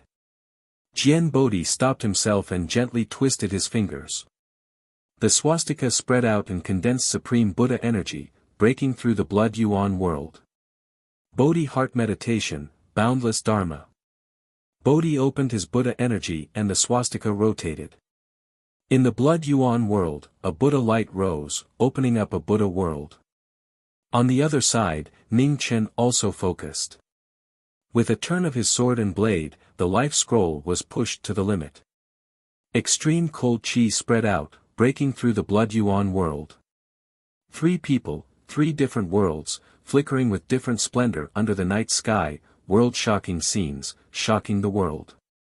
Bodhi thought, pardon sins. In the Buddha light, the shining Suo Luo ancient sword drew Bodhi's true essence and turned it into a sin-severing weapon. Facing Bodhi's move, Rong Lu's expression was very serious. Vast chi gathered around him and suddenly, the blood-red blade pierced through the clouds. With a boom, the two forces collided. Both sides were injured and took 3 steps back. An opportunity appeared. Ning Chen's sword and blade shot out. The next moment, Suo Luo disappeared and turned into a white light, instantly appearing in front of Rong Lu. In the blood yuan world, the sky and earth disappeared. The blade light covered the moon and the sword tip paved the way. Ning Chen's sword condensed the power of the 3 scrolls and instantly broke through the blood chi around Rong Lu. The sword pierced through his chest. Arg! With a groan, blood spurted out like a waterfall. Rong Lu endured the pain in his chest and sent the person in front of him flying. Retreat! Seeing that the situation was not good, Rong Lu did not want to continue fighting. He made a prompt decision and quickly retreated. The blood-red light scattered and disappeared in a flash. It was so fast that it was impossible to react. The two wanted to chase, but it was too late. They could only watch the heavily injured Rong Lu escape. Benefactor, how are your injuries? Jian Bodhi put away the Suo Luo scepter and asked. I'm fine. It's a pity that he escaped. Ning Chen dissipated the power of the phoenix form. Looking at the disappearing bloody light in the sky, regret flashed in his eyes. Not being able to get rid of such a terrifying expert was like letting a tiger return to the mountain, causing endless trouble in the future. The Rome race is good at escaping. I've chased him for 100 years, but he always managed to escape at critical moments. This time, it's all thanks to your help that I was able to injure him to this extent, Jian Bodhi said gratefully. Grandmaster is too courteous. Please come in for a chat. Ning Chen had many questions he wanted to ask. Thank you, almsgiver. Jian Bodhi did not refuse and followed the young man down. Bad guy, are you okay? Seeing Ning Chen walk over, Mingyu ignored the crowd and immediately went forward. Her small face was filled with worry. It's fine. Ning Chen gently smiled and comforted her. When Jian Bodhi saw Mingyu in her regal attire, a strange glint flashed across his eyes. Ning Chen knew that at such a close distance, it would be difficult to hide it from a top expert in the three disasters realm. He transmitted his voice, Grandmaster, there are many difficulties here. I hope you can keep it a secret. Don't worry, almsgiver. Jian Bodhi nodded. Your Majesty, it's getting late. It's time to go back and rest, said Yang Hong. I still have some matters to discuss with the Jiming Marquis. Once we're done, I'll go back myself, replied Mingyu. Your Majesty, it's too late. If there's anything, we can discuss it tomorrow in the Grand Xia's Zhenghua Hall. Yang Hong didn't want Mingyu to have too much to do with the Jiming Marquis. 10 of the Circular Blade Imperial Guards came forward. Under Yang Hong's signal, they were about to forcibly bring Mingyu back. Yang Hong, this is the Jiming Marquis residence. You can't be so impudent here. Yang Hong's repeated overstepping had exhausted Ning Chen's little bit of patience. He coldly glanced at the former. The Marquis was infuriated. The dragon guards that Zhang Sun had arranged for the Marquis residence immediately came forward and surrounded the Circular Blade Imperial Guards. The atmosphere froze for a moment. Mingyu looked at Yang Hong. After a moment, she calmly said, Marquis Yang, why don't you take the throne? Her casual words caused the expressions of the Beimeng people to change. Yang Hong was startled and immediately knelt. I don't dare. Withdraw, said Mingyu indifferently. Yes. Yang Hong didn't dare to say anything more. He stood up and left. Before he left, he gave Ning Chen a cold, bone-chilling look. The 10 Circular Blade Imperial Guards also retreated. No one dared to touch the Emperor's bottom line again. A strange light flashed in Ning Chen's eyes. The little girl from back then had truly grown up. She had far surpassed his imagination. In the study, the three of them sat down. Purple Crystal stood behind Mingyu, as quiet as ever. Ning Chen and Jian Bodhi sat across from each other. Lu Ruoxi went forward to serve them tea before leaving. Mingyu was thrown to the side. No one cared about her for the time being. However, she was more familiar with the Marquis residence than anyone else, so she didn't need anyone to care about her. Senior Jian Bodhi, please. Ning Chen poured the tea and pushed it over. He very naturally changed the way he addressed Jian Bodhi. Mingyu poured herself a cup of tea. She had just taken a sip when she heard Jian Bodhi call her senior. She almost spat it out. She wanted to laugh, but she didn't dare. This person's face was truly unparalleled. They had only known each other for a short while, but he had already changed the way he addressed her. Benefactor, this poor monk can do it himself, Jian Bodhi replied, not minding the change in address. Hey, you're a guest. How can I let Senior do it himself? Ning Chen chuckled. Heh. Jian Bodhi's eyes flashed with a smile. How could he not see that the young man in front of him was trying to rope him in? However, it was normal for people to be kind and scheming. If Benefactor has any questions, please feel free to ask, Jian Bodhi said. Senior can just call me Ning Chen. Calling me Benefactor is too polite, Ning Chen said with a smile. Ning Chen, heh, what a good name. Jian Bodhi nodded with a smile on his calm face. Senior praises me too much. Ning Chen smiled. He could see that the person in front of him wasn't as hypocritical as the fake Buddhas from Du-Yi Temple. Respect grew in his heart. After all, not everyone could cause a disaster and not slack off for 100 years. The Bodhi in front of him still looked young, but the hardships in his eyes revealed his true age. His hair was casually tied behind his back, and his clothes were simple. They weren't Buddhist robes, but the most ordinary of clothes. No matter how one looked at him, he didn't look like a Buddhist. If one had to describe him, he was more like a scholar with a peaceful temperament. His bearing of caring for the world was admirable. Such a person truly deserved to be called Bodhi. What, this poor monk doesn't look like a monk. Jian Bodhi saw through Ning Chen's thoughts. You really don't. Ning Chen nodded. Although he didn't look like one, he was more like a Buddha than those Buddhas. Bodhi isn't like a Buddha, and knowing destiny isn't like a feudal lord. His original heart hasn't changed. What difference does it make whether you look like one or not? Jian Bodhi smiled.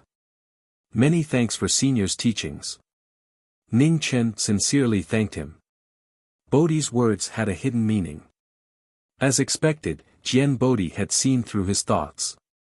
Senior, are you from the homeland of Western Buddhism? Asked Ning Chen. Yes. Jian Bodhi nodded.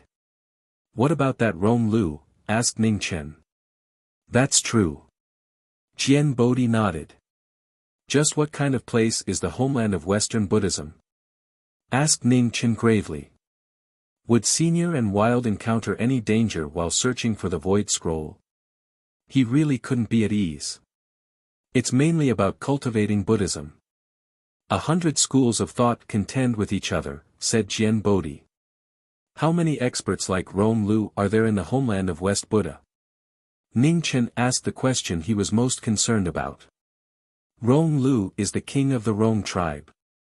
Although he can't be considered the strongest expert in the homeland of Western Buddhism, he's still a rare expert. I haven't returned for nearly 100 years, so I'm not too sure just how many experts like him there are in the homeland of Western Buddhism, explained Jian Bodhi. Ning Chen frowned slightly. From Senior Jian Bodhi's words, he could tell a bit about the situation in the homeland of Western Buddhism. Simply put, although there weren't many experts like Rong Lu, there wasn't a lack of them either. This really wasn't good news. The appearance of the Void Scroll would definitely cause many experts to fight over it. Senior and Wild's safety was something he was worried about. Forgive me for speaking bluntly, but little friend Ning Chen has killed countless people. This time, you've blocked a tribulation for someone else. Once the 3 calamities descend, it'll be a calamity you won't be able to pass, warned Jian Bodhi. Blocking a tribulation for someone else wasn't so simple. The heavenly tribulation would increase according to the person's cultivation base. For this young man to be able to break through a heavenly tribulation that far surpassed the 3 calamities with his 4th Xiantian cultivation base wasn't something an ordinary person could do. But karma was a cycle. Today's cause would eventually bear fruit. Junior will remember Senior Jian Bodhi's warning. However, when Junior was still weak, there was a Senior who helped block the heaven's punishment. Today, Junior is only doing what I should do, said Ning Chen calmly. Inheritance? Jian Bodhi glanced at the little girl in front of Amethyst and nodded in understanding. When I came here, I fought with a black-robed, white-haired demon cultivator in the west. Judging from his attire, he should be a noble of the Grand Xiao. Does little friend Ning Chen know his origins? Jian Bodhi continued. With a crash, the teacup toppled over. Ning Chen, who was always calm, lost his composure and accidentally knocked over the teacup, spilling tea all over the table. Outside the room, Lu Ruoxi heard the commotion and hurried in. She picked up the spilled cup and wiped the table clean. Senior, please forgive me. Junior has lost his composure, said Ning Chen apologetically. Lu Ruoxi's eyes flashed with worry, but she didn't ask anything and quietly withdrew. The person Senior met was once the Emperor of the Grand Xia, explained Ning Chen. He could help Violet Crystal cross the heavenly tribulation, but he couldn't help Ze cross the demonic tribulation. If he couldn't overcome the Eternal Night cult, Ze would probably never be able to return. Mingyue, come here for a moment. Ning Chen waved his hand as a gentle smile appeared on the corners of his mouth. Bad guy. Mingyu walked over and stood in front of him. Ning Chen glanced at Bodhi, who was right in front of him, and said seriously, Senior, this junior has long heard that the Wisdom King of Buddhism has all kinds of appearances, regardless of gender. I wonder if Senior can bestow upon me a technique to help me conceal the aura on Mingyue's body. Although he could teach Mingyu the Rui technique, and with Violet Crystal's Xiantian True Qi concealing her aura, they should be able to deceive the world. However, there might be a better way, so he naturally had to give it a try. Jian Bodhi looked at the little girl in front of him and nodded. If this can reduce the world's disputes, Jian Bodhi is duty-bound. You're tuning into the Han Li's Wuxia Adventures YouTube channel. We're so grateful for your support, and don't forget to subscribe to join us on this incredible journey through captivating stories. Your generosity through donations truly makes a world of difference, as it's the primary source of revenue that allows me to expand and enhance this channel for you. Thank you from the bottom of my heart for being a part of this adventure.